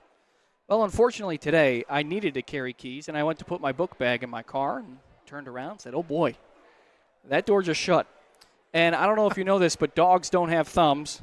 So my dog was napping, and we had to call the reinforcements. Had some family come over, give me a ladder. Had to move up to the second story. And we're going to shout out my brother because his window was unlocked. So I was able to punch through the screen, break the screen open, and then jump through the window. And, for the folks at home, I'm wearing a suit. So, you can imagine a guy in a suit jumping through a second-story window. But the keys were obtained, and I made it here only 5 minutes behind call time. So adversity's the name of the game, and you just got to show up and ball, Yeah, absolutely. I don't think I've ever heard a story like that before. But 22 years, I've never forgotten my keys, and today was the first time. 22, yeah. Well, yeah. Babies play with keys. Babies play with keys. Tim Gardner, our producer. Mario Hall down on the field working the camera, and Josh Wilson, our game camera. Western New York Athletics crew bringing you today's contest. Oh, hang on a second here. I don't think that INT. So, no, with the penalties, it was canceled. We'll take a look at this play here real quick. Here's Kalon Ford cutting it to the outside, gets pushed out of bounds to Health Sciences sidelines close to the 40-yard line. So I'm going to guess one of those penalties happened before the interception that was on Health Sciences, and then there was another penalty that happened on the return. So that INT does not count, and then McKinley still with the ball, just over a minute to go. So it's a first down scamper there for Ford. Just over 70 seconds left in the half. 28-6, Health Science leading, but McKinley's got a little bit of momentum here in the last 5 or so minutes. Ford in the gun. He drops back. He's going to get this one out quick to Balin. Balin's going to make a move. He's got a first down and more as he'll be tackled just past the sticks. Balin Fryer, the junior, with the reception there. Clock ticking under 1 minute. And those are the type of plays that McKinley needs to do more. They're finding those intermediate routes, able to pick up the yardage, move the chains. So first and 10 on the other side. And we've got a timeout here from Health Sciences, but go on to your point. Yeah, so I mentioned about the speed from the secondary, or even the second level at times for Health Sciences. You saw as soon as Fryer caught that ball, there's a guy up to him right away. So what do you do in that instance? You got to find a way to shake him off or create some agility move to where you can get by that first defender. Because after that, you had plenty more yards to pick up the first down. Great job by Fryer to catch that ball, know where he is, make a move, and pick up the first down. And that was a quick pass, which we haven't seen much of from McKinley.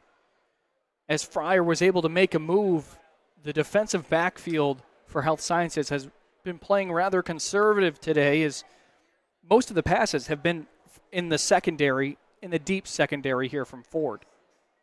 Yeah, there's been a lot of chances where the safeties have come up and, have to, make some plays. Seen Ford try to take a lot of deep shots, especially the Cardell Staples being their main receiver. But, that play to Fryer there, for example, that's a great pass play.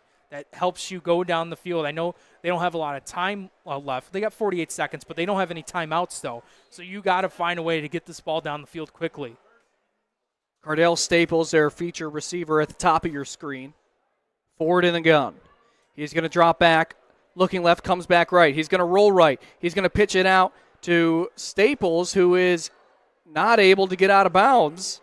And that clock keeps ticking. That was close, though. I thought Ford may have gone over the line of scrimmage and threw the pass, but he was right there at the line of scrimmage when he got that pass off to Staples. Second down, under 30 seconds left in the half. Ford drops back. He's going to move up, moving to his left, escapes an evader. He will escape another defender, flag on the play, and he'll go out of bounds around the 30-yard line. So broke out of potentially 2 sacks there. Yeah, but this is going to hurt McKinley. It was a block in the back, a blindside block on McKinley.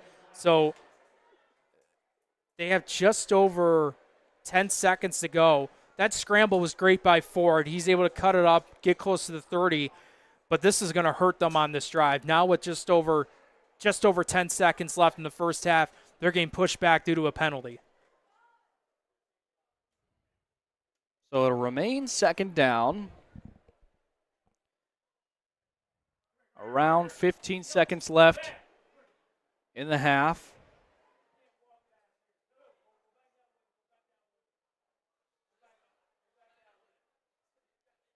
Second and long. Kalon Ford remaining in the gun. 2 receivers on each side. Ford dropping back. He's going to heave this one deep down the near side, and it's going to be intercepted. Intercepted yet again. And returning it is number 5, who's going to escape a tackler. Makari Smith down the near side. Makari Smith to the 15 as the clock hits zeros. And a rather entertaining end to this first half. Makari Smith, we've seen a little bit of everything. And now we see a little bit of laundry on the field again around the 35-yard line. Smith's been able to do everything that he does on both sides of the ball and even on the special teams as well. Almost had a chance to get a pick 6 and was stopped just short of the goal line. There was a penalty marker down on the field. McKinley already heading back to their locker room. And Health Sciences, they're staying on their sidelines. We'll do a little housekeeping and see what the penalty was. As head coach Ty Parker tells his team to also head back to the locker room. So even with that penalty, that's going to be officially the end of the half. But dominant performance for Health Sciences so far, up on McKinley. 2 teams undefeated in Class A2, but it's been a very decisive game so far for Health Sciences, at times throughout this first half, doing whatever they want to do. They lead McKinley 28-6 at half when we return on WNY Athletics.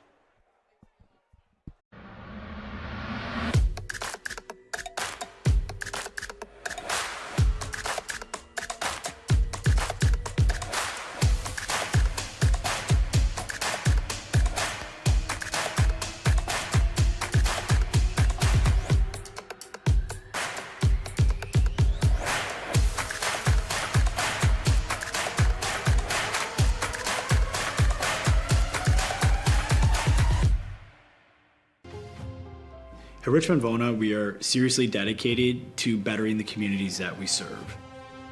You will get super high level communication, and you are getting a team of dedicated attorneys, paralegals. If you put your trust in us and hire us, we promise to take care of everything. Call us as soon as possible so we can start the investigation to fight to get you the settlement you deserve.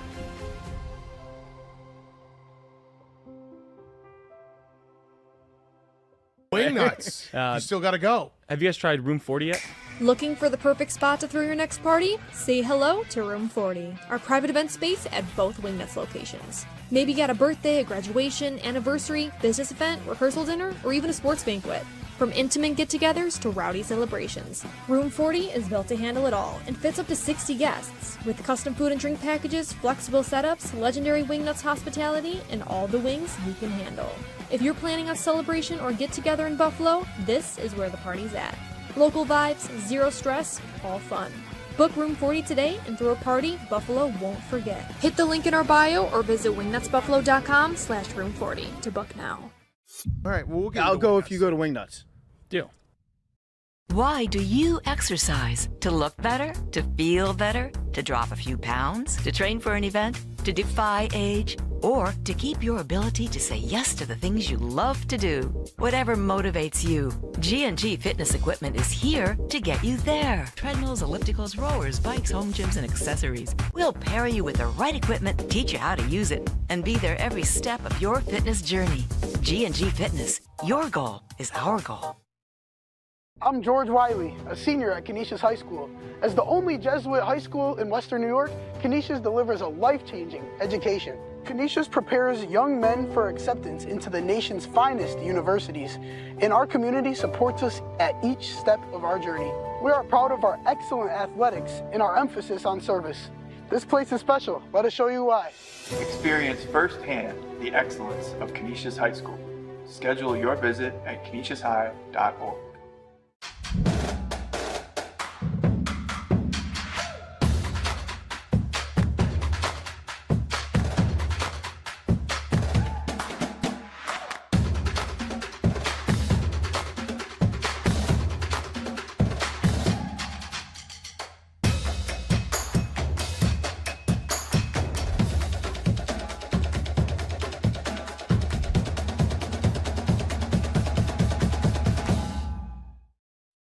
Logistics Plus is a global transportation provider headquartered in Erie, PA with locations worldwide, including right here in Western New York. Logistics Plus is consistently recognized as a fast-growing transportation and logistics company, great supply chain partner, top freight broker, leading project cargo manager, and a great place to work. With a strong passion for excellence, our 500-plus employees put the plus in logistics. For an efficient, personal approach for all of your transportation needs, more information about our Buffalo office is available at logisticsplus.com/Buffalo. Look, Patriot account is not going to close itself. Looks like you're going to be here late again. I need this by morning. Oh no, not again. My son has a football game tonight. WNYAthletics.com. You can link me later.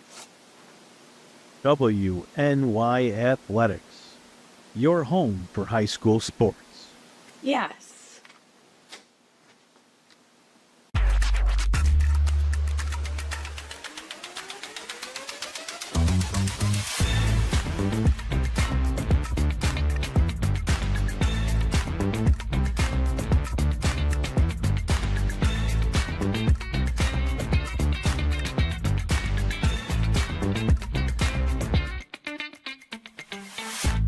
Are you an AD struggling to keep up with the social media needs of your team? Check out Box Out Sports, a platform used by colleges and high schools all across the country. It's a true plug-and-play system where in less than 30 seconds you have access to over 1,000 templates that include your colors, your logos, and your information to highlight your student athletes. If you're interested in learning more, go to boxoutsports.com today.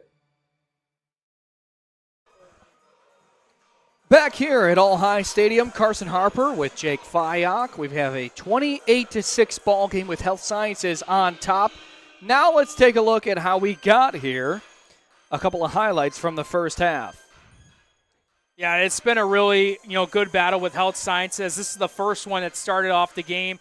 A long touchdown run by Kai Von Pitts, who's been a big part of this game, especially on the offensive side of things, pushing it forward to get the first touchdown. And then on the next drive, Pitts once again with great field position by Health Sciences and able to extend the lead by double digits. As we'll go ahead and take a look at what got this touchdown. We've seen some great blocking by the O-line and then the acceleration from Pitts, cutting it to the outside to get his second rushing touchdown of the day. But we continue on as this time the other big tailback in this one, Kevin Guy, able to cut it to the outside for a rushing touchdown of his own. He's got 7 on the season. Kai Von Pitts having 8 rushing touchdowns on the season to put them up 20-0. And then the botch snap by Kaylon Ford. Kevin Guy picks it up, takes it for 6 to get the 2-point try to go 28-0. But then we started to see some momentum. Big defensive stop by McKINLEY, and then Kaylon Ford finally connecting on a nice deep ball to his man in Marcus Daniels to get the touchdown to make this a 28-6 ball game. And that's where we're at right now here as halftime still underway here at All High Stadium. Carson, I think the big key here for McKINLEY, and I think you saw a little bit at the end of the first half, you have to tune out what happened up until you got that scoring touchdown drive. This has to be in the mindset of these players, and I think Brian Davis is saying it to them in the locker room. This is a 0-0 ball game. You have a whole half left to go. You're able to prove that you're able to score on this team. Now find a way in the second half to where you can get all that momentum on your side and try to come back and tie this ball game. Agreed, and let's not forget, this is a team who is 3-0 in A2. Their only loss, a 1-point loss against Lancaster, a AA school. So going up in a weight class, playing a good team year in and year out, they can handle their own. They've put up 66 against Amherst, 54 against Hamburg, and then 28 last week. This is a team, they can put up points in a hurry. I would like to see Anthony Moore, the senior running back, get into a rhythm. We've seen him have a couple of carries here and there, but if you can get more into a rhythm, run the football off tackle, get away from the defensive line, maybe move some guards, some tackles, get movement to try to get away from what has been working for Health Sciences. But Kaylon Ford, he has had a tough day at the office in the backfield, and I'm really impressed with the poise that this quarterback has had in the backfield. So we'll step aside for a quick break. Again, Health Sciences leading McKinley 28-6 here at halftime on WNY Athletics.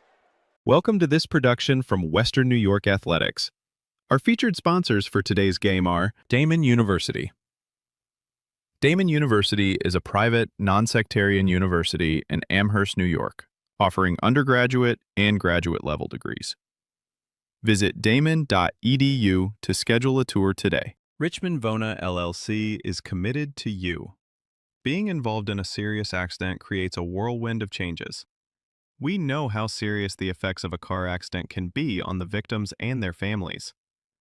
At Richmond Vona LLC, we have helped our clients recover over $175 million. We have the skills and experience needed to handle a full range of car accident claims, including those with multiple parties and catastrophic injuries. Call 716-671-4341 for your free consultation today, or visit richmondvona.com. Colvin Cleaners, Western New York's premier green earth dry cleaner. Dry cleaning, wash and fold laundry, shirts, and tailoring. 2375 Elmwood Avenue, Kenmore. Call 716-873-2952. Logistics Plus of Buffalo. For all of your transportation needs, full truckload, LTL, dedicated and drop trailer moves, Logistics Plus of Buffalo is a one-stop shop.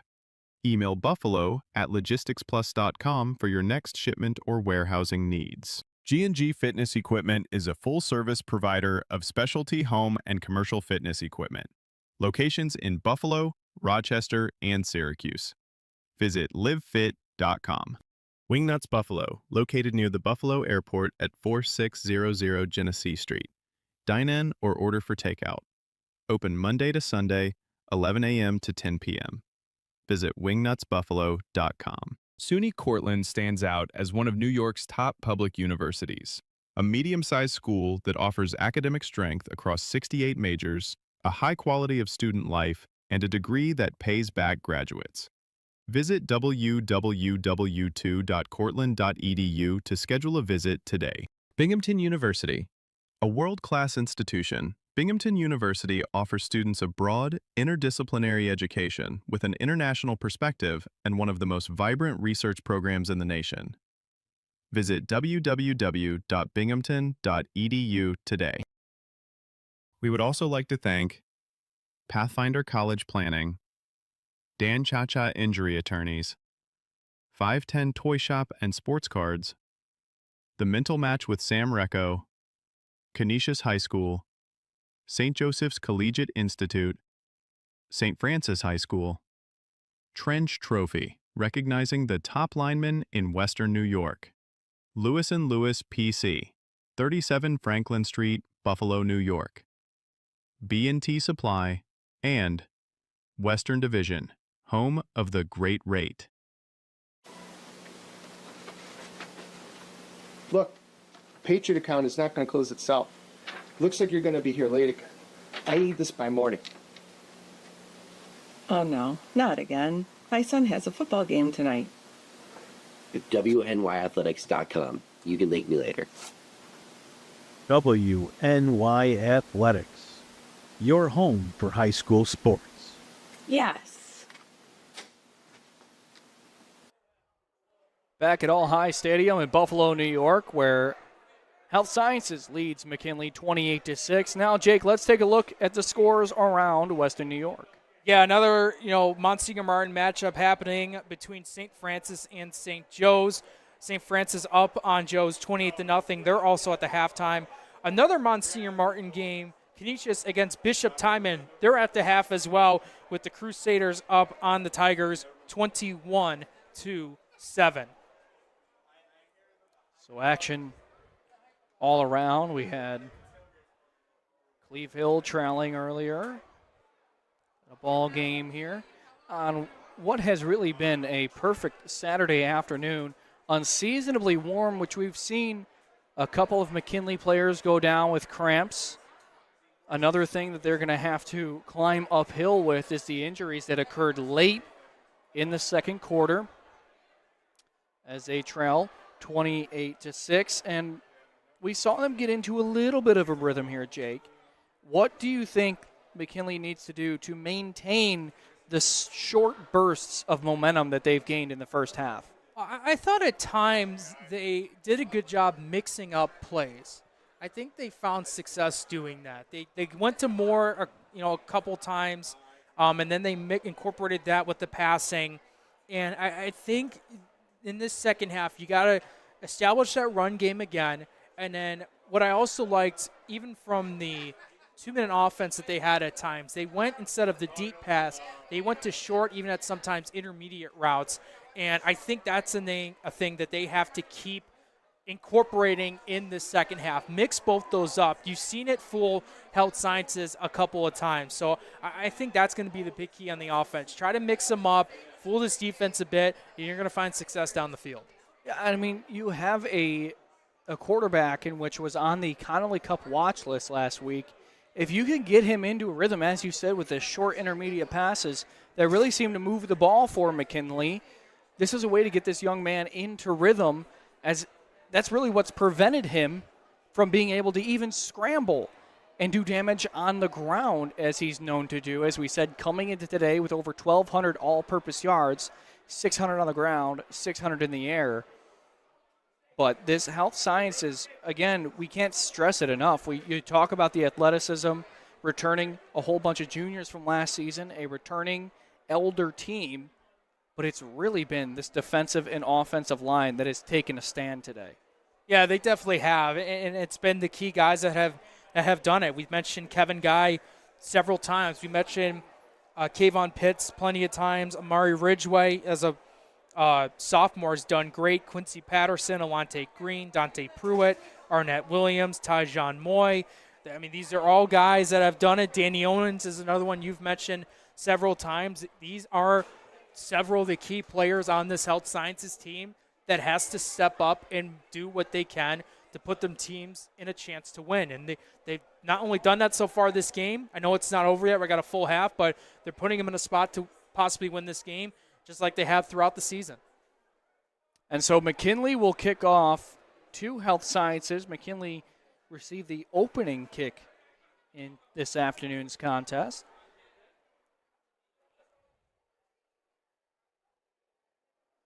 Number 15, James Lord, the senior, will do the kicking duties for McKinley.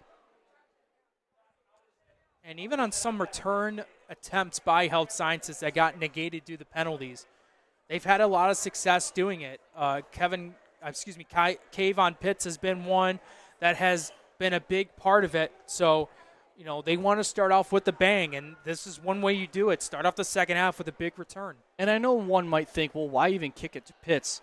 There was probably a 20-yard difference from the second line of the return team to the deep men in Pitts and Alante Green. So anything falling within 20 yards of the deep men is going to be picked up by the explosive returners for Health Sciences. So Ford gathering the troops for McKinley. They will disperse down the 35-yard line as we're almost underway here in the second half.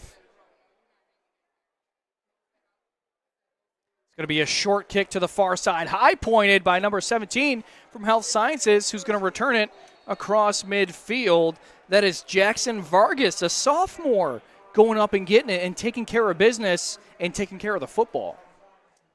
I sound like I'm beating a dead horse here when I say sophomore make plays. I've said this throughout the entire season, where it's been on here, on our broadcast, or on the Empire State end zone. But, they're trying to do a surprise kick. McKinley wants that ball back, and you have a sophomore that has to come up when maybe he at least expected to make a play, and he does. It's little, though, but it helps out in the long run. So that'll bring up first down from the McKinley 48 for Health Sciences. Another storyline to today's game has been the starting field position for the offense of Health Sciences. Ridgeway in motion. They're going to hand it to the deep back Guy, who's going to pound his way through the defensive backfield and finally brought down around the 30-yard line by Nazir Liggins, who has returned to the game. Yeah, great to see Liggins back in.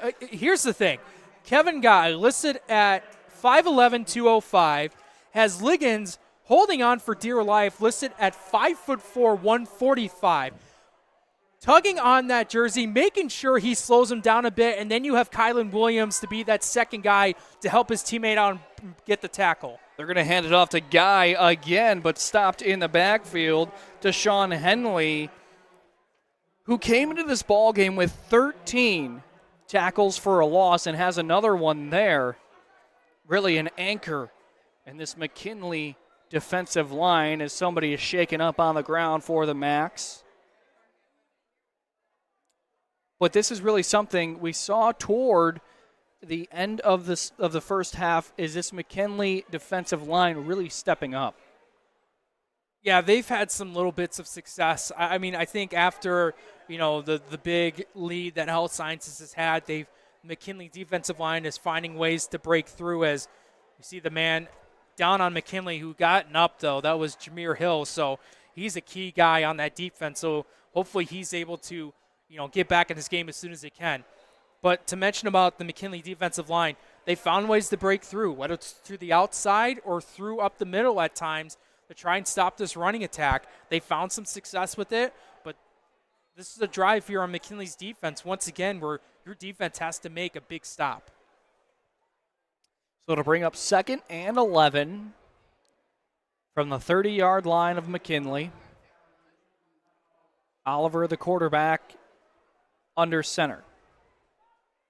He's going to hand it off to Kevon Pitts. He's going to get to the second level of the defense, call it 6 yards, as there wasn't a whole lot of daylight there, but he went in full speed, already hitting second gear by the time he hit the line of scrimmage. And that offensive line, the left side of it for Health Sciences, created that hole for Kevon Pitts to get to Sean Henley from McKinley. Almost had a chance to wrap him up from behind, but just missed him. So 3rd and 4 for Health Sciences. Power I, they're going to hand it up to the up back. This is Ridgway, a big sophomore, picks up a big first down, carrying McKinley Max inside the 10-yard line. Let's take another look. That is Health Sciences running attack to a T. You start off with Kevin Guy, your power running back. You go to Kevon Pitts, your speed runner, and then you go to Amari Ridgway, who's your fullback, and able to just do that to a defense. As a sophomore, it's almost unheard of at times, especially when it comes to high school varsity football, but Ridgway making a big impact on this drive. So after that false start, it'll bring up 1st and 15. Amari Ridgway, 6'2", 220. He only had 76 yards on 7 carries heading into this ball game, but 3 of those 7 carries were for touchdowns, so a real big bruiser for the Falcons. Yeah, well, especially when it comes to the goal line stance. I remember on the Empire State end zone, we saw Health Sciences take on Grand Island, and they used Ridgway a lot in the goal line chances. It's a pitch to Pitts, who's looking for the edge. Pitts down the sideline and out of bounds around the 5-yard line. But, you talk about the three-headed monster. We haven't even seen Jordan Oliver really run the football today. He's kind of been dishing it out. You have the speed of Pitts. You have really just the locomotive that is Kevin Guy. A guy, once he gets going, he's hard to stop. And, oh, by the way, you have Amari Ridgway, who's another big bruiser. So a lot of different styled backs here for the Falcons. But as we said, this is a quarterback that likes to run, and he hasn't had to today. Do you really need him to? And you just mentioned those 3 guys. Yeah. At times you would like him to do it, and there's certain packages and plays where he's designed to do that. We've also been told, he can throw the football pretty well. But when you have a 3-headed running attack like that, you don't need to throw the ball as much as other teams have to. Another power I formation with Ridgway in motion. They're going to hand it to Kevin Guy, the deep back. Guy pushing towards the end zone, and he's going to fall a yard short, if that. And that'll bring up 1st and goal from maybe the half-yard line. It's one of those spots where it's in between the goal line and the 1-yard line. As we'll get a substitution by McKinley's defense. this is a spot where you can go to anyone here in this case. You have Guy, you have Ridgway out there as well. You also have Alante Green, who's been able to get some action as well. Power eye with Green as a deep back. They're going to push the quarterback, Oliver, into the end zone on the quarterback sneak. Jordan Oliver into the end zone with his second rushing touchdown of the season, but we've got a flag on the play. Yeah, so a penalty was thrown because of it. So this touchdown's not going to count. Possibly aiding the runner is the call. Ridgway came in and attempted to push Oliver over the goal line, which he really didn't need. He had a great hole opened up by the offensive line. Yeah, he really didn't have to in that case. I mean, I know you want that extra help, but Oliver had definitely more than a chance where he could have just jumped forward, especially with that O-line having a lot of success against this McKinley defense. So they're going to hand it off to Kevin Guy up the middle and into the end zone. His third touchdown of the day, second rushing. He brings this one in from 6 yards away, and it's another touchdown for the Falcons. I'll be honest, to me in that play and even the previous play prior, I think you could have went to Kevin Guy, could have went to Ridgway, could have just stayed with Oliver, didn't have to push him there, or you could have went to Kayvon Pitts, and I think it would have all resulted in the same, with it being 6 points. But guys, the one you want to trust the most, especially on this power run play, and he was able to take it for another touchdown. They're going to give it up to the up man, Ridgway, who's going to fall forward into the end zone for the 2-point conversion. So with 9 minutes left in the third quarter, Health Sciences up 30. They're leading McKinley 36-6 when we return on Western New York Athletics. Build your next connection. Earn your next internship. Crush your next goal. What will you do next? Logistics Plus is a global transportation provider headquartered in Erie, PA with locations worldwide, including right here in Western New York. Logistics Plus is consistently recognized as a fast-growing transportation and logistics company, great supply chain partner, top freight broker, leading project cargo manager, and a great place to work. With a strong passion for excellence, our 500-plus employees put the plus in logistics. For an efficient, personal approach for all of your transportation needs, more information about our Buffalo office is available at logisticsplus.com/Buffalo. Back here at All High Stadium in Buffalo, New York, Health Sciences leading McKinley 36-6. Their last drive took 3 minutes off the clock. Cardell Staples will field this one around his own 15. He's going to come to the near side, reverse field, but there is a host of Falcons awaiting him, and he's tackled right where he picked the ball up at the 15-yard line. Real quick, want to thank our sponsors for today's game. Colvin Cleaners, Western New York's premier green earth dry cleaner. Dry cleaning, wash and fold, laundry, shirts, and tailoring. Located at 2375 Elmwood Avenue in Kenmore. You can call it 716-873-2952. And we also want to thank Logistics Plus of Buffalo for all your transportation needs, full truckload, LTL, dedicated, and drop trailer moves. Logistics Plus Buffalo is a one-stop shop. Email buffalo@logisticsplus.com for your shipment or warehousing needs. So there's a penalty before the kickoff, so we will redo the kickoff. Might have to give Colvin Cleaners a call about this suit. I've got siding all over me and paint from the windowsill. Well, if it was easy, it'd be boring. Under 9 minutes left here in the third quarter. Again, redoing the kickoff after Health Sciences took the initial drive of the second half down the field and into the end zone after another Kevin Guy rushing touchdown. Makari Smith has it teed up, and he's going to let this one fly. Couple bounces fielded by Staples. He bobbles it around the 20. He's going to move around the 25. Makes a move and tackled around the 32-yard line. So the penalty almost gives McKinley around 15 yards of field position as somebody is slow to get up for the max. Looks like number 6, again, Jameer Hill. And We talked about the kind of weather today. Let's be honest, Western New York football players aren't really used to playing in heat throughout the season. Usually something you have to deal with week 1, week 2, but this is really something that's hindered McKinley, is what seems to be cramps, lower legs, kind of the similar players going down, as they're going to get Hill some water. Always heard it through so many head coaches and so many guys who have played football. It's not just staying hydrated before the game. It's going and being hydrated days before the game, even a week before your game. You have to stay hydrated, especially during this time of the year. And it's been kind of a weird, part of this fall season a bit, because we've had so much drop in temperature, as low as to the mid 40s at times. And then as the day goes on, it just hikes back up to the 70s at time, even today, hitting 80 degrees. So it's definitely something that we're not used to seeing here at times in Western New York, but it's always important, as a guy on a football team, you got to stay hydrated days in advance. Brings up 1st and 10 for McKinley. They're going to hand it off to Moore, the tailback, who will pick up a couple of yards before being brought down. Looks like number 61 in on the tackle for Health Sciences.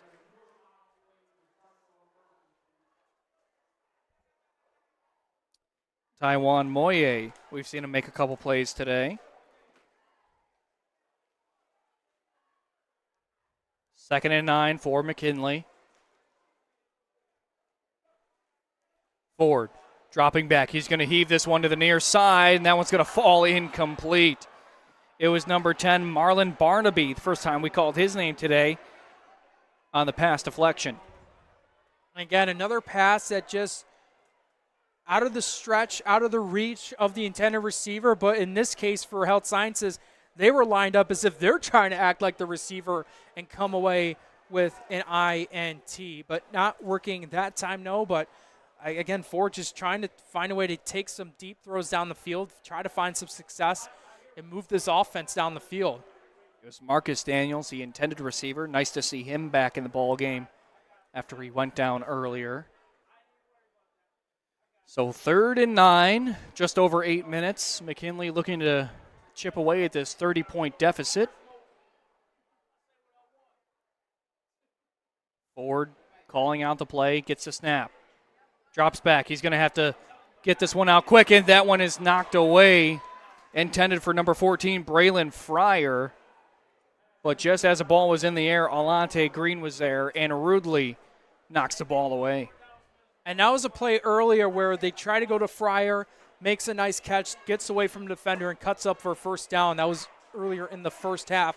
But this time, no. Similar play, but the nice field awareness, though, by number 7, Alante Green, to stay with Fryer and break up the pass.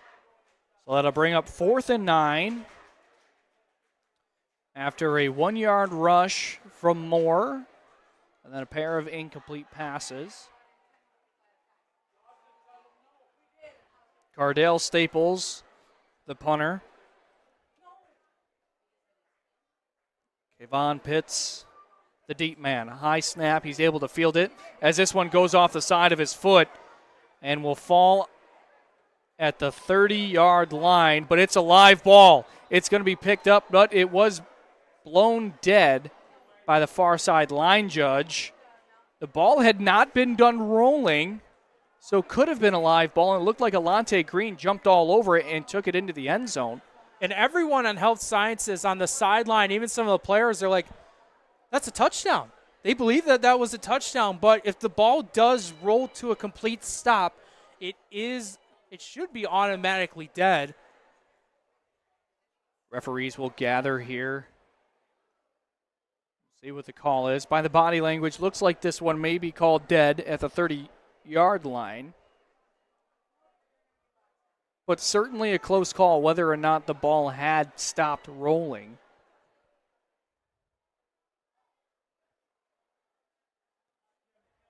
So yes, it will be a first down from the 30-yard line. The ball was blown dead before Alante Green picked it up.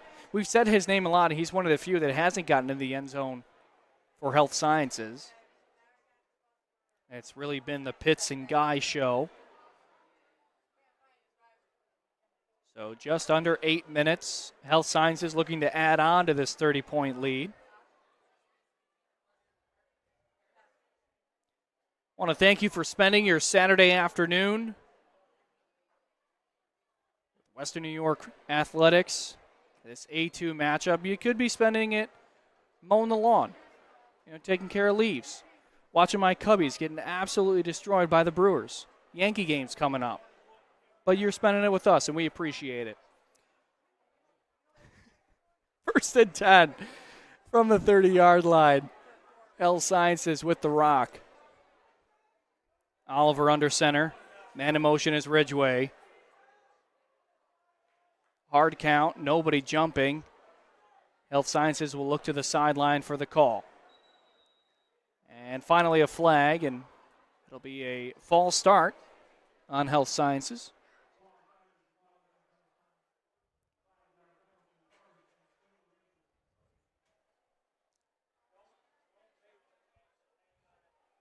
So 1st and 15 due up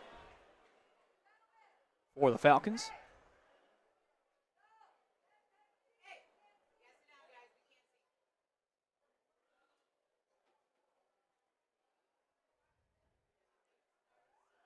Oliver, the quarterback, under the center. He's going to hand it off to Pitts. Pitts up the middle. Kevon Pitts just tripped up. Cardale Staples, who despite this game, he has really had a nice day doing a little bit of everything for the Macs. Yeah, he definitely has been. I mean, there's certain, bright spots for a couple of these guys that, have helped McKinley try to, create some positivity for this team today. Flag before the play. No, it's at a timeout for McKinley. So before this second down play, we'll step aside real quick. Again, Health Sciences leading McKinley 36-6 here on WNY Athletics. Build your next connection. Earn your next internship. Crush your next goal. What will you do next? Logistics Plus is a global transportation provider headquartered in Erie, PA with locations worldwide, including right here in Western New York. Logistics Plus is consistently recognized as a fast-growing transportation and logistics company, great supply chain partner, top freight broker, leading project cargo manager, and a great place to work. With a strong passion for excellence, our 500-plus employees put the plus in logistics. For an efficient, personal approach for all of your transportation needs, more information about our Buffalo office is available at logisticsplus.com/Buffalo. Back here at All High Stadium, I'm Carson Harper alongside Jake Fyock, Tim Gardner, our producer, Mario Hall, the cameraman, down on the field, and Josh Wilson, the game camera operator, a Western New York Athletics crew in this Western New York Athletics production. Two teams coming into the ball game at 3-0 in their A2 division. McKinley, their only loss thus far, coming against AA Lancaster.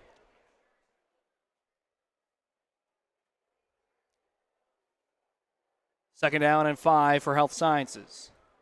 Oliver is going to pitch it out to Pitts. Pitts has the edge, a flag down on the play, and he'll jog out of bounds. We'll see what the laundry's for.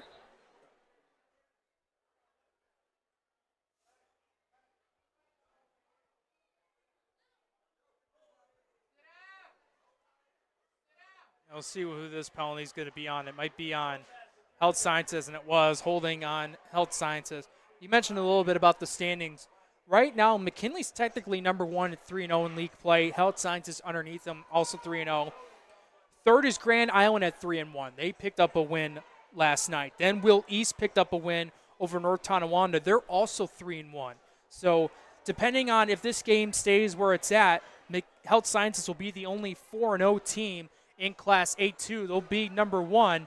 But if McKinley drops to 3-1, where do they fall in the standings after this one? An A2 division that is plumb full of good teams. 2nd and 15 for the Falcons. They're going to hand it off to Kevon Pitts. Ball goes on the turf. This one is picked up by McKinley.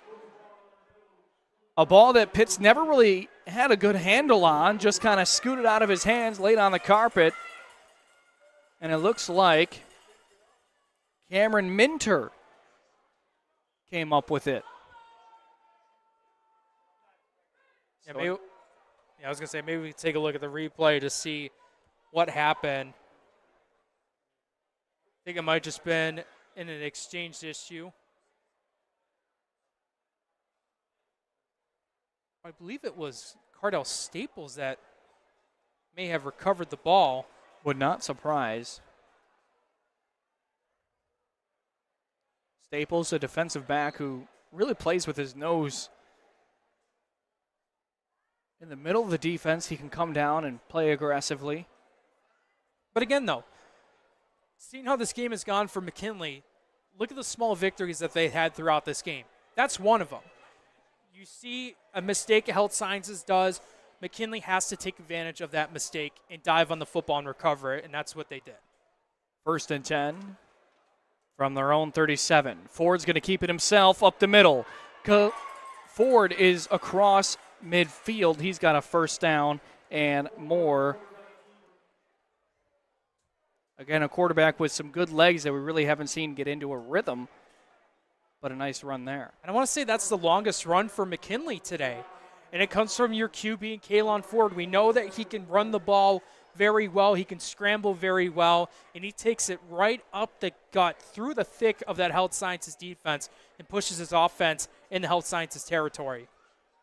1st and 10 from the 42. They're going to hand it off to Moore up the middle. He's got a couple of yards before he runs into the teeth of the Falcon defense. Brings up 2nd down.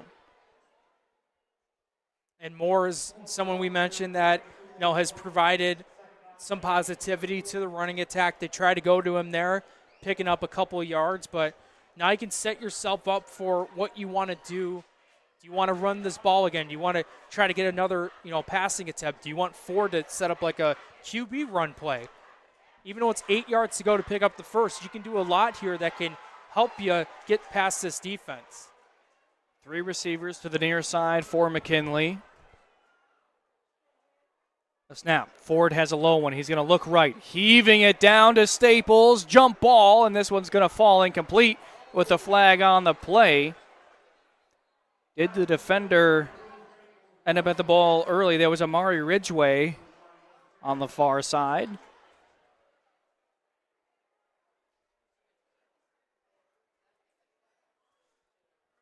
Yeah, usually when a penalty like this, that means it's going to be on the defense, and one of the officials just signaled to it that way. And now it's official. Pass interference on Health Sciences. And, hey, if you're McKinley, considering where you're at, you're going to take those, every day of the week.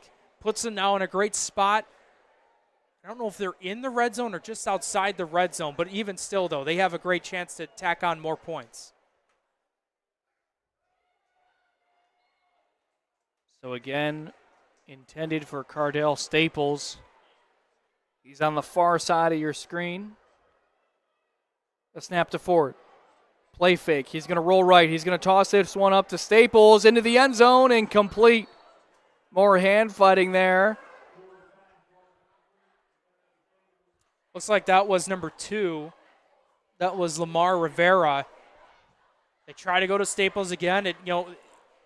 I see what they're trying to do here. They've seen that, okay, Rivera's kind of too much on Staples. Staples can have that, advantage. Do you keep going to him again, maybe causing another pass interference? Or do you get Staples that's going to, probably corral one of these catches in and try to get a touchdown? So after the incompletion, it'll be 2nd down and 10. From the 25-yard line of Health Sciences.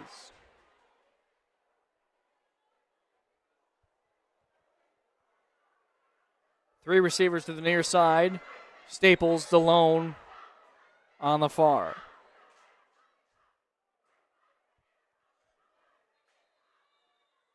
And we got another penalty marker down. I don't know if our cameras can pick it up, but McKinley and Health Sciences cheerleading squad's kind of having a cheer-off now that's behind the Health Sciences sidelines. It's not just happening on the football field, Carson, happening all across here at All High Stadium. A lot of competitiveness between both teams. A real healthy crowd today coming out on a Saturday afternoon. Second down. Ford rolling right, stepping up in the pocket, shakes a defender. And he'll be tackled down around the 22-yard line. A nice shifty move there from the quarterback, Ford. And it's so tough for an edge rusher when they have a couple spots they have to get to a quarterback. Now you got to come from behind and bring him down. Danny Owens, number 50 for Health Sciences, another man we've said his name plenty of times here throughout this broadcast. So hard to do when you have to track a QB like Ford, to track him down, tackle him from behind. But he gets it done. So it'll bring up 3rd and 8 for McKinley. Pistol formation for the Macs. Snap. They're going to hand it off to Moore up the middle. Moore making a move, and he's going to be taken down around the 15. We'll see if it's good enough for a first down. Health Sciences thought they might have recovered a fumble, but Moore was down by contact. Juggled the ball a bit, hit the ground.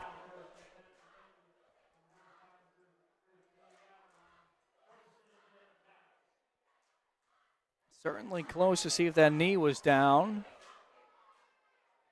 Thought it might have been. But a first down for McKinley. Yeah, it looked like he was down. Ford's going to take it himself. Kalon Ford around the 10-yard line, tackled down by Kevin Guy. Call it the 9. Brings up second down. A nice run there, back-to-back. Now we're starting to see the ground game go.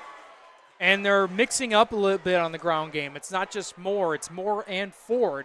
They're going back and forth. At the option read this time, they let Ford take it up the middle, and he helps out his offense get a good chunk of yards, pick up a 7. Second down and 3. They're going to hand it off to Moore up the middle. Anthony Moore into the end zone. Touchdown, McKinley. Moore, his 4th touchdown of the season. And it's now 36-12 with Health Sciences up. And we mentioned about try to incorporate more as you can on this running attack. They do it there on this drive with a mix of him and Kalon Ford. They give it to Moore. They trust him here on this goal line chance. Picks up the touchdown. So with just under 4 minutes left in the third quarter, McKinley putting together a nice little drive here. Quick scoring update between St. Francis and St. Joe's. Franny's still up on Joe's 28-0 as they hit the end of the third quarter. Ford's going to take it himself. Kalon Ford is into the end zone for the 2-point conversion. So with 3:56 left in the third quarter, Health Sciences leads McKinley 36-14. We'll take a short break when we return on WNY Athletics.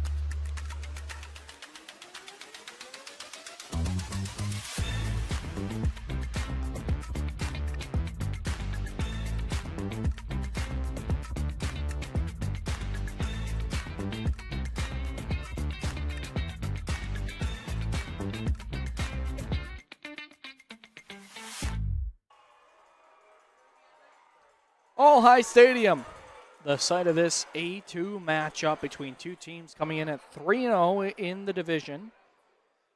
McKinley at 3-1. And Health Sciences staring down a 5-0 start. A champion in Class B last season.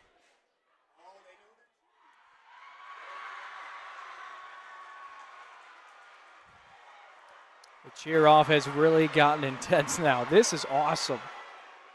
I don't think I've seen this before between both cheerleading fantastic. teams. You kind of see this during like the halftime. Yeah. When both teams, go to the lockers for halftime, you'll see like the cheerleading teams, square off against each other. But as the second half's gone along, they try to create some excitement on this crowd. Green, some great cheerleading. As you see Alante Green field this one.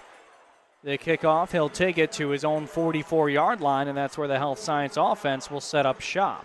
Real quick, some sponsors we want to thank. G&G Fitness Equipment is a full-service provider of specialty home and commercial fitness equipment with locations in Buffalo, Rochester, and Syracuse. Visit livefit.com.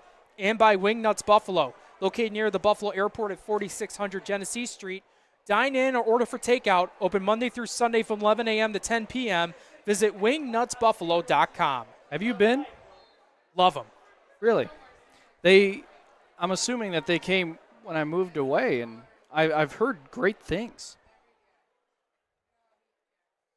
Brings up 1st and 10 for the Falcons. They're going to hand it off to Pitts, who's going to have to shake a defender behind the line of scrimmage, but eventually tackled down around the line.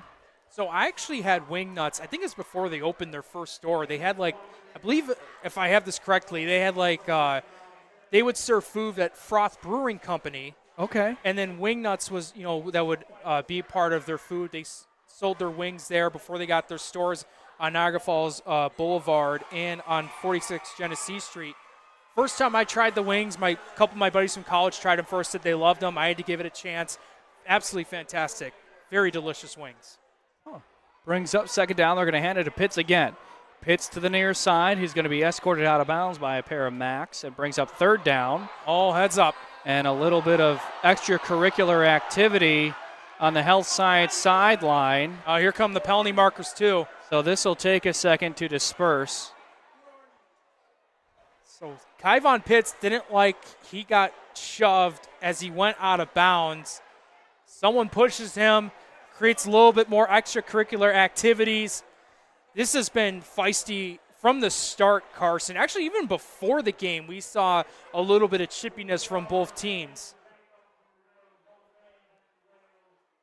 But now the teams are going back to the sidelines. We'll take a look at the penalties in just a second to see, what's going to happen. Where's this ball going to be spotted? But while we do have time here, I want to thank some of our other sponsors. SUNY Cortland stands out as one of New York's top public universities, a medium-sized school that offers academic strength across 68 majors, a high quality of student life, and a degree that pays back graduates. Visit www.2.cortland.edu to schedule a visit today.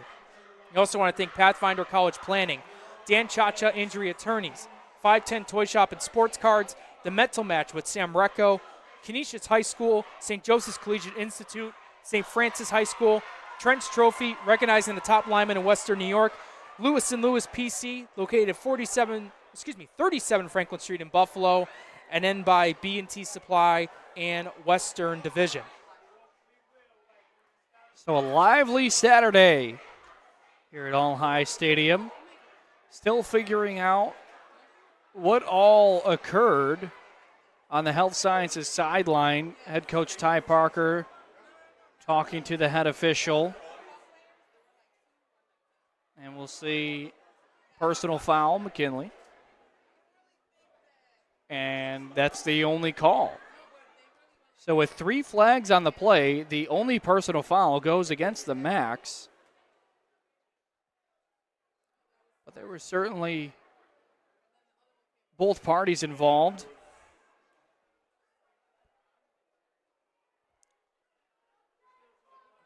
And this is, a type of game that obviously there's going to be, some hostility, not only, with two schools like this between Health Sciences and McKinley, but what's at stake here.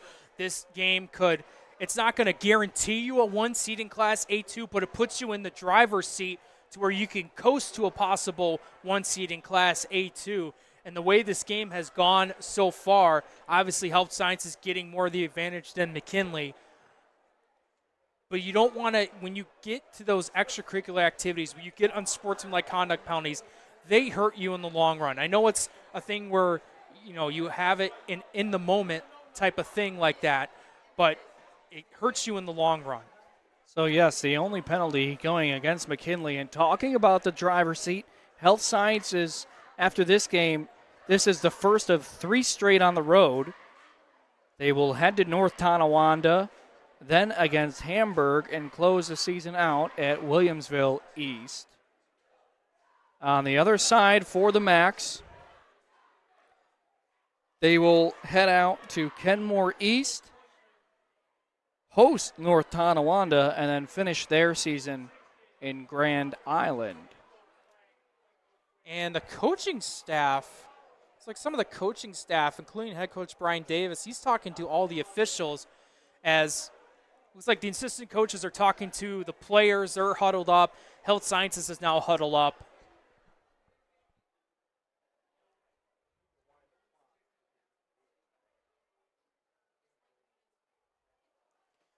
Oh, we do have a final here, update between St. Francis and St. Joe's. Franny's beat the Marauders 35-0. Is now head coach Ty Parker for Health Sciences is getting a talk from, is having a discussion with one of the officials. So we're going to shout out Mario Hall, our camera operator on the field. He does a little bit of it all, picking up the flags himself and handing them to the referee. Oh, he just did that? Oh, yeah. Okay, I did not see that. Real nice guy. Real nice guy. Yeah, Mario Hall has been a great guy for us in West New York Athletics. Does this great thing called the Hall Pass where, you'll see at times throughout the season, does a phenomenal job with the film work. You're taking a look at it now. The huddle from Health Sciences as they now break through and when I'll jog back out to their spot on the field. And that's a shot you don't get anywhere else in Western New York. So after a personal foul and an unsportsmanlike conduct, both against McKinley, what was a 6 or 7 yard rush has now turned into a ball at the 20-yard line of McKinley, who has now taken a timeout. So after all that conversation, we will step aside when we return on Western New York Athletics.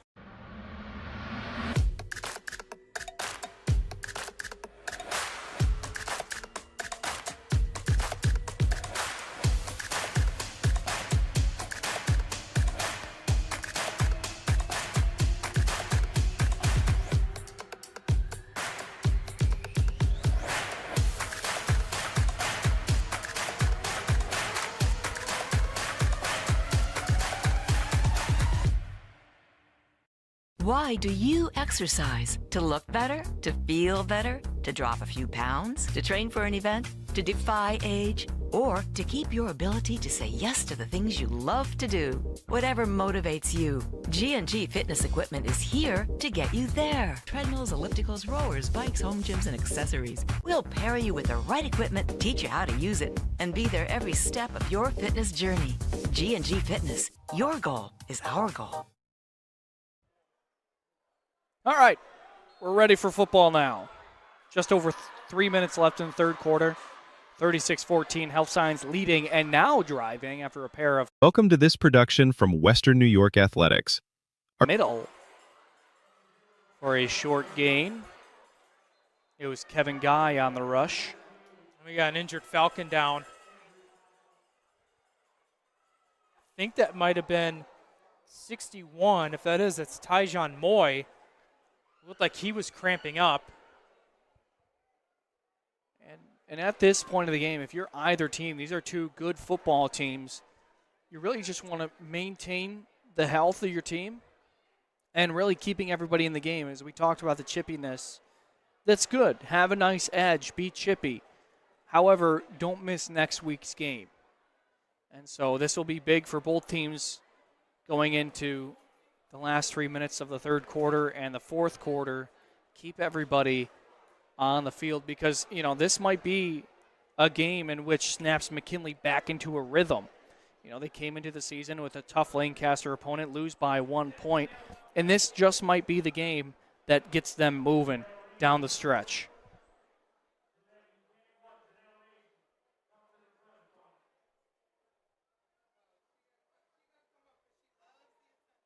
I think I heard with the PA announcer.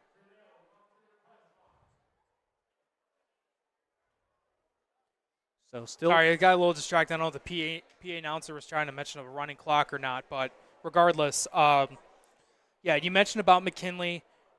They've been battle tested early on. Just, a game here that, it's obviously not what they want to go their way. But after this, they got Kenmore East. They got North Tonawanda, who's had some battles. They had a battle with Will East. So they'll be tough. And then they end the season against Grand Island, another team who is 3-1 in league play. and has been able to create, very fun, entertaining, but also tough matchups. So North Tonawanda, Grand Island, they're not going to be the easiest matchups in the world that McKinley's going to face in the next 3 weeks.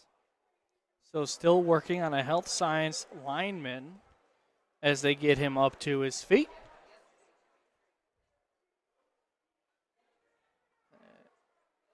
Looks like. And he's limping a little bit off that left leg. Just hope Tyjon Moy, hopefully it's just a cramp and nothing else that could possibly be too serious. He really had a nice day on the defensive line, sniffing the backfield of McKinley all day long. Yeah, he's been a big part of that health sciences defense. So that'll bring in number 75, Kershawn Stewart, the junior, now coming into the offensive line.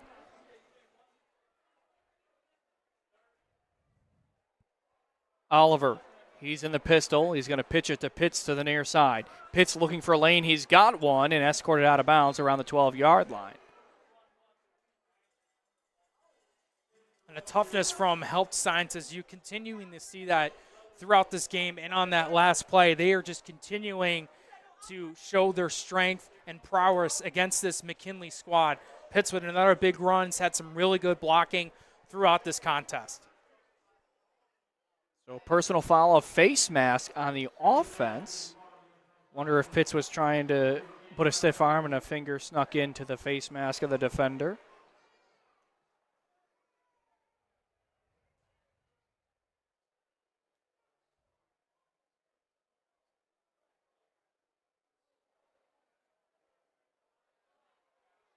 So this is going to push them back to McKinley's 34.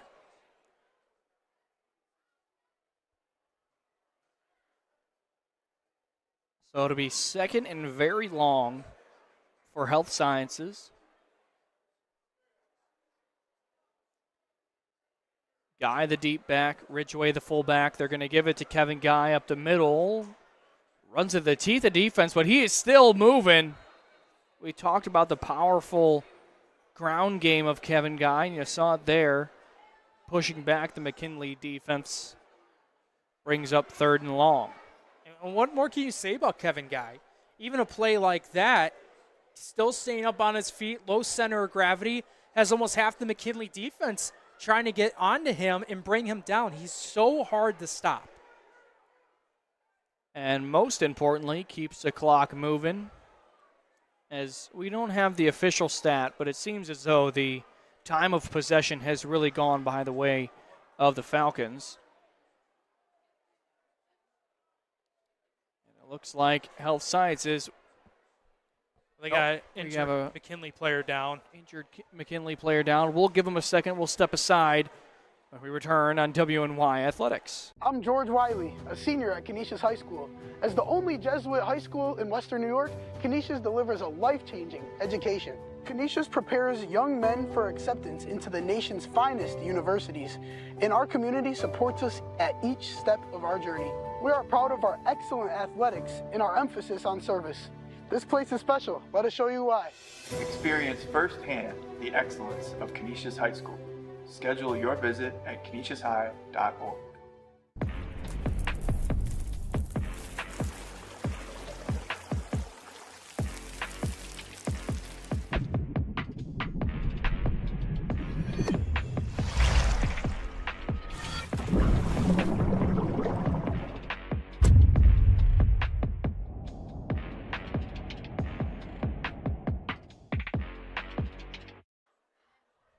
So after a timeout, it's third and long for the Falcons.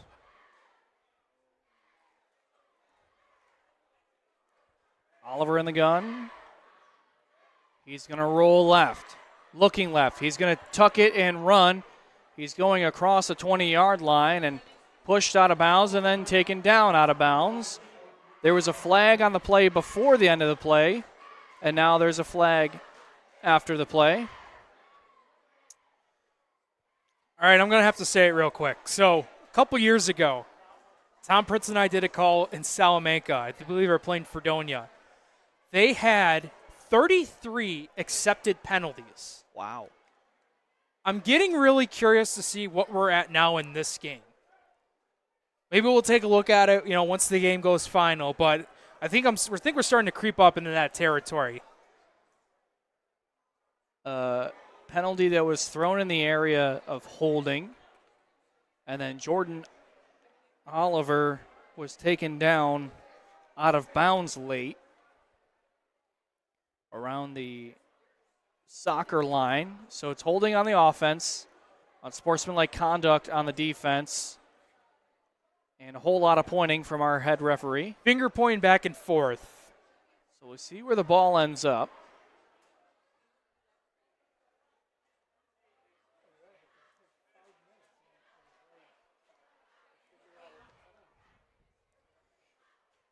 We got 1 minute left here in the third quarter. Health Sciences leading 36-14 over McKinley. A game where Health Sciences got up to a 28-0 lead and really haven't wavered. Although McKinley has outscored them since. Referees will have a conversation around the 20-yard line. That convocation disperses.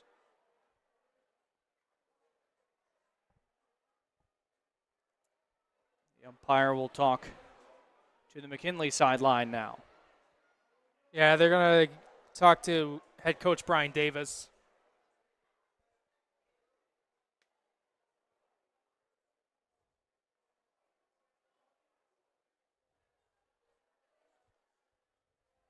While they have a discussion here, let me go ahead and thank some of our sponsors for today's game. Damon University. Damon University is a private non-sectarian university in Amherst, New York, offering undergraduate and graduate level degrees. Visit damon.edu to schedule a tour today.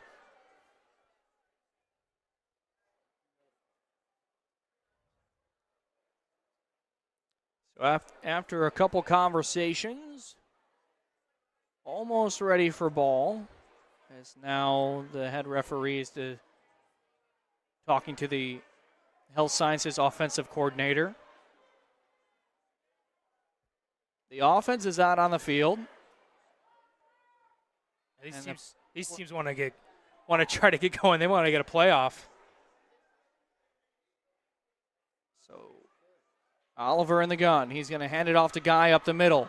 Guy off tackle will fall near the sticks around the 10-yard line. We'll bring up second down.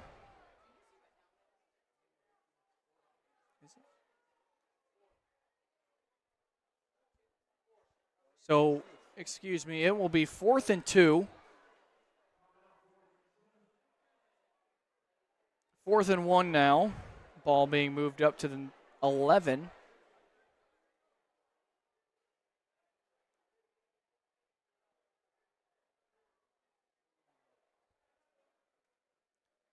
So with the clock ticking down here in the third quarter, Health Sciences will be content taking their lead into the fourth quarter. They lead McKinley 36-14 when we return on WNY Athletics. At Richmond Vona, we are seriously dedicated to bettering the communities that we serve. You will get super high level communication, and you are getting a team of dedicated attorneys, paralegals.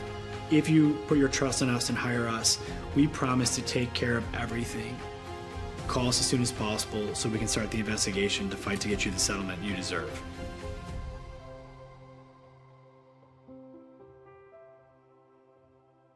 Wing nuts. You still got to go. Have you guys tried Room 40 yet? Looking for the perfect spot to throw your next party? Say hello to Room 40, our private event space at both Wingnuts locations. Maybe you got a birthday, a graduation, anniversary, business event, rehearsal dinner, or even a sports banquet.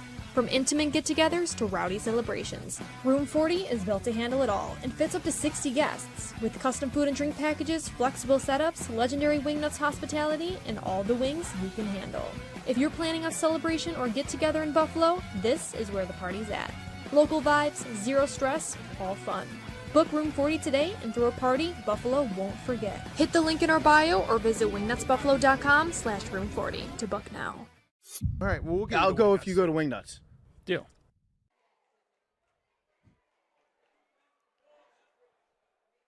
Health Sciences with the football on a 4th down and 1. The McKinley 11. Need to get across the 10. Ridgway and Green are the up back. Pitt's the deep man. They're going to hand it off to Ridgway. The big guy will take it across the 10-yard line, and a pair of flags coming from the defensive backfield. And someone on McKinley, Health Sciences, someone on Health Sciences got their helmet ripped off. Certainly induce a flag. As it was Ridgway, the ball carrier, whose helmet came off. Face mask on the defense. So it was a first down run anyway. With the face mask penalty, will now go half the distance of the goal. That'll be 1st and goal for Health Sciences.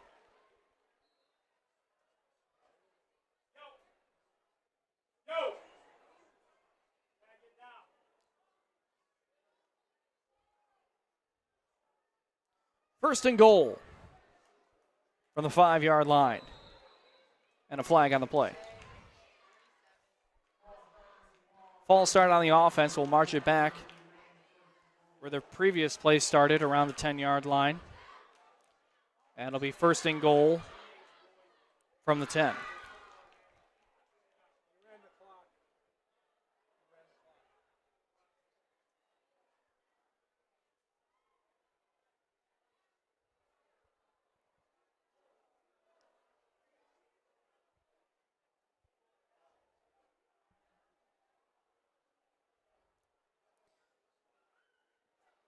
First and goal for the 10-yard line. I formation. Ridgway in motion. They're going to hand it off to Alante Green, who breaks a couple tackles and into the end zone. Touchdown, Health Sciences. Alante Green finally gets into the end zone. He's really been sniffing it all day long. Yeah, he's had a pretty good game on both sides of the ball. He's been known as that anchor for the defense, but on the offense, they give him a chance to go in the running attacks. He's had some success this season on running the ball and punches it in for another Health Sciences touchdown. So now Health Sciences, as you said earlier, Jake, averaged 40.5 points per game, now over the season average, with 42 up on the board and a pending 2-point conversion. Yeah, as for Health Sciences, they put up 40 on Orchard Park week 1, 60 on Ken Maurice week 2, 26 on Grand Island in week 3, but then, so far in this one, now 42, and now 44. 44, and then last week they had 36 on Amherst. It was Oliver out to Ridgway for the 2-point conversion. Health Sciences leads 44-14 with 11 minutes to play in this contest. We'll take a short break when we return on WNY Athletics. Build your next connection. Earn your next internship. Crush your next goal. What will you do next? Logistics Plus is a global transportation provider headquartered in Erie, PA, with locations worldwide, including right here in Western New York. Logistics Plus is consistently recognized as a fast-growing transportation and logistics company, great supply chain partner, top freight broker, leading project cargo manager, and a great place to work. With a strong passion for excellence, our 500-plus employees put the plus in logistics. For an efficient, personal approach for all of your transportation needs, more information about our Buffalo office is available at logisticsplus.com/Buffalo. Back here at All High Stadium, Carson Harper with you. Jake Fyock alongside me. 44-14, Health Sciences leads McKinley. Smith will kick this one away. Fielded deep around the 20-yard line, brought up by Braylon, who crosses the 35. It'll be 1st and 10 for McKinley. Fryer on the return. So we're just being told right now that we're going to have a running clock here for the rest of this contest. Health Science is up on McKinley by 30. But to go back to what I've mentioned a couple times here throughout this broadcast, Carson, is, seeing McKinley just create some positive moments on offense, whether that's running the ball or throwing it downfield. Just have to keep that going here towards the end of this game. That offense that Jake speaks of has a 1st and 10 from their own 35-yard line.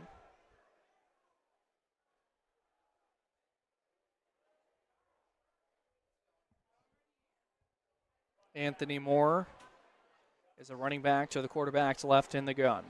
Snap, they're going to hand it to him. Moore to the near side. Moore swallowed up by the defensive line of Health Sciences. It was 55, Quincy Patterson, who led the defense with that tackle. And then number 53, Kendall Dudley was also in there on the tackle as well. Again, just so many guys on this defensive line. And overall in this defense for Health Sciences, just breaking through and getting a good amount of tackle for losses. 2nd and 11 for the Macs.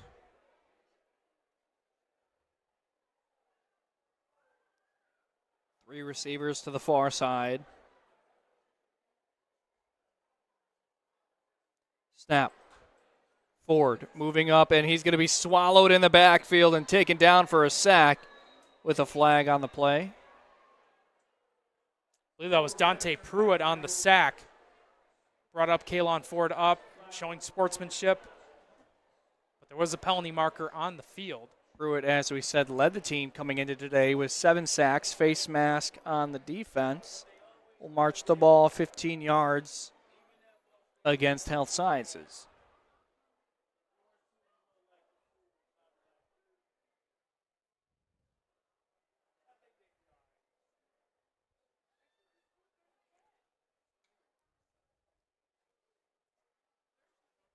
So when it comes towards the end of this game, obviously from Health Sciences standpoint, you just don't want to, be committing penalties. You already got this game, wrapped up for the most part. Just want to keep ending it on a high note.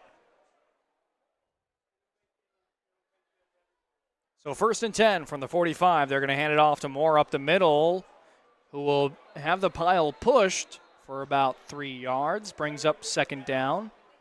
Anthony Moore now becoming the bell cow of this backfield.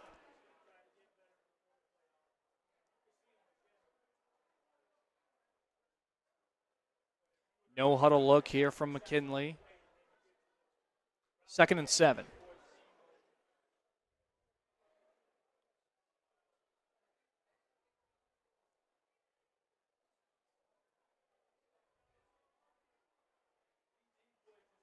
Kalon Ford will hand it off to Moore, who will fight for another hard 3 yards. And a cloud of turf pebbles.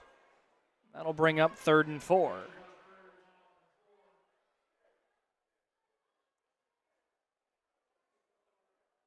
Taking a look at the next game for McKinley. They will be on the road. They'll head over to Kenmore East next Friday at 7 to take on the Bulldogs. And as for Health Sciences, their next matchup will be on the road heading to North Tonawanda, Lumberjack City, take on the Lumberjacks Thursday, October 9th at 7. As Ford is met out of bounds. And another flag on the defense. It was number 3, it looked like Amari Ridgway with the tackle.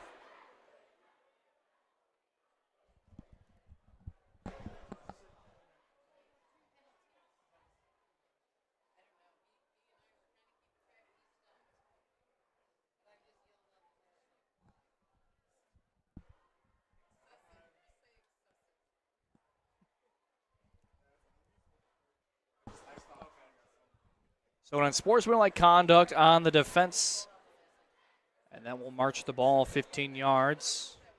McKinley now moving the ball. So what I've heard from some people in our broadcast booth here, Carson, is there's been at least over 30 penalties in this game.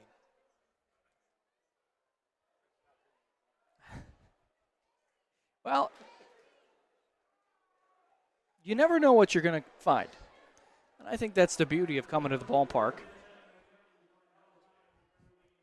Got to see the bright side of it. 1st and 10 for McKinley on the 39-yard line of Health Sciences. They're going to hand it off to Moore up the middle. Moore's got a lane. He's across the 30, taken down at the 25-yard line. Anthony Moore now starting to get the wheels rolling. That's a very good job by McKinley. Moore trusting his blockers on the right side, finds a hole to burst through and gets it, down to around the 25, 24-yard line to be exact.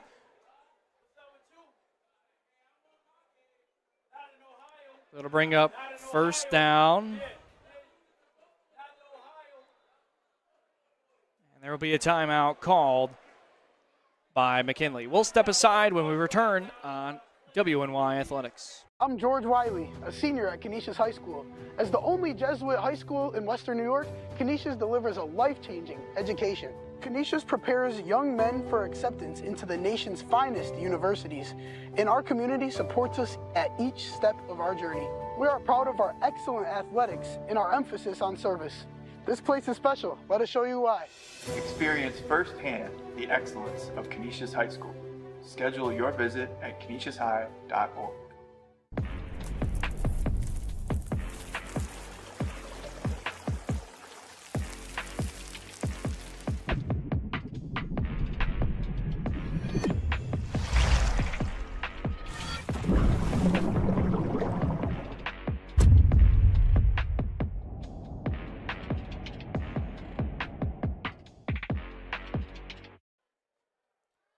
First and 10 for McKinley on the 24-yard line of Health Sciences.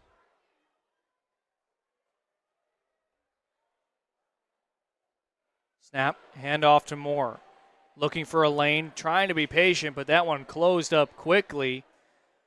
Kevin Guy in on the tackle from the linebacker position.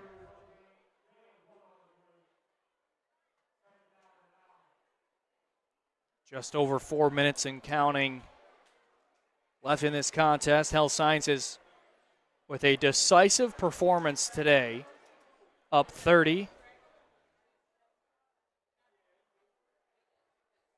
They were out of the blocks hot and never looked back.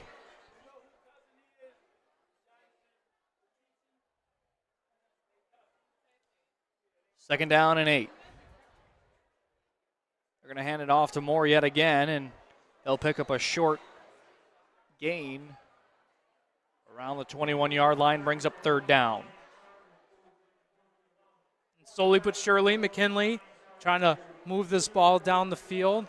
As we get into a running clock here, just over 3.5 to go in this one. Some nice stuff you want to see on this drive. This offense trying to move the ball down the field on what's been a very tough Health Sciences defense. 3rd and 7 for the Macs. Snap, drop back is Ford. He's going to heave this one down to the near side, and that one's going to fall incomplete with a penalty flag on the play. That time intended for Marcus Daniels, who already has a touchdown reception today.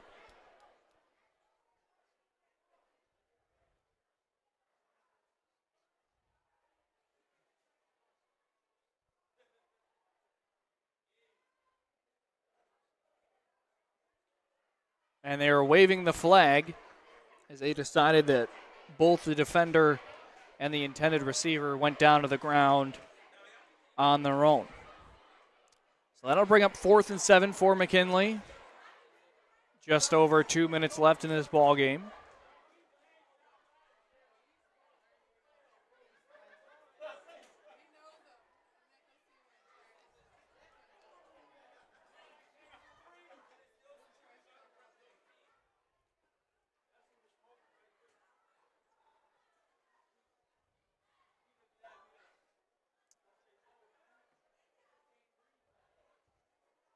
McKinley just wanted to take their time here.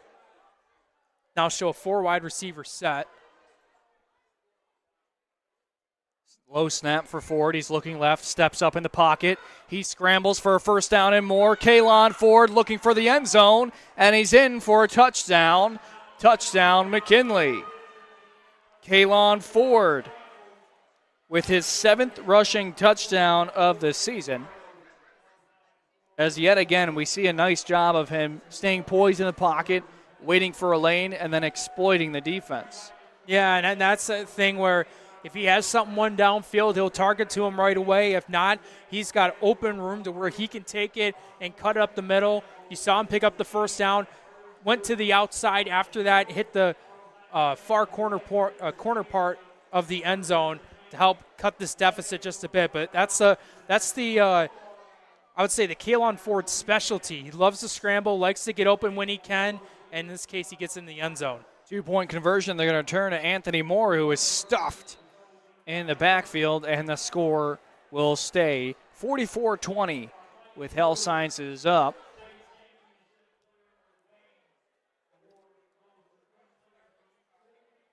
So Kalon Ford, captain of the offense, seen a little bit on the air, but really hasn't been comfortable in the backfield all day. But there makes something happen as the clock will continue to run. Yeah, this clock will just go ahead and keep running down. One thing I want to say real quick is we're showing the Health Sciences team. They won the Class B championship the past couple of years. They got now the opportunity to move up to Class A2 this year, so we'll get a new Class B Section 6 champion. But they have, picked up where they left off. And one thing that Ty Parker spoke to me was, from a recruiting standpoint, how great this is for their players. They face tough competition in Class B, but a lot of his teams that got players that got recruited, mostly D3, some D2, a couple D1. Now when you get moved up to A2, you face tougher competition. Your guys get noticed even more. And I think this game here against McKinley, some of those guys on Health Sciences made a big statement tonight for guys who want to try to go pro in college football, as Health Sciences picking up a big win over McKinley. Well, we will return with our post-game show. We have final thoughts, Jake's players of the game. And you know what? We'll wrap it up. So, who are your players of the game? So, we'll try to get a chance to, quickly get down there for interviews, but I really like the running back duos of Kevin Guy, Kayvon Pitts. They were amazing as always. And then we mentioned Danny Owens off the edge, was really good, got to the quarterback, had plenty of tackles for a loss. Those would be my 3 key players of the game for Health Sciences. Well, for Mario Hall, Josh Wilson, Jake Fayok, our producer, Tim Garner, I've been Carson Harper. Thank you for spending your Saturday afternoon with us. Again, the final from All High Stadium, Health Sciences 44, McKinley Max 20 on Western New York Athletics.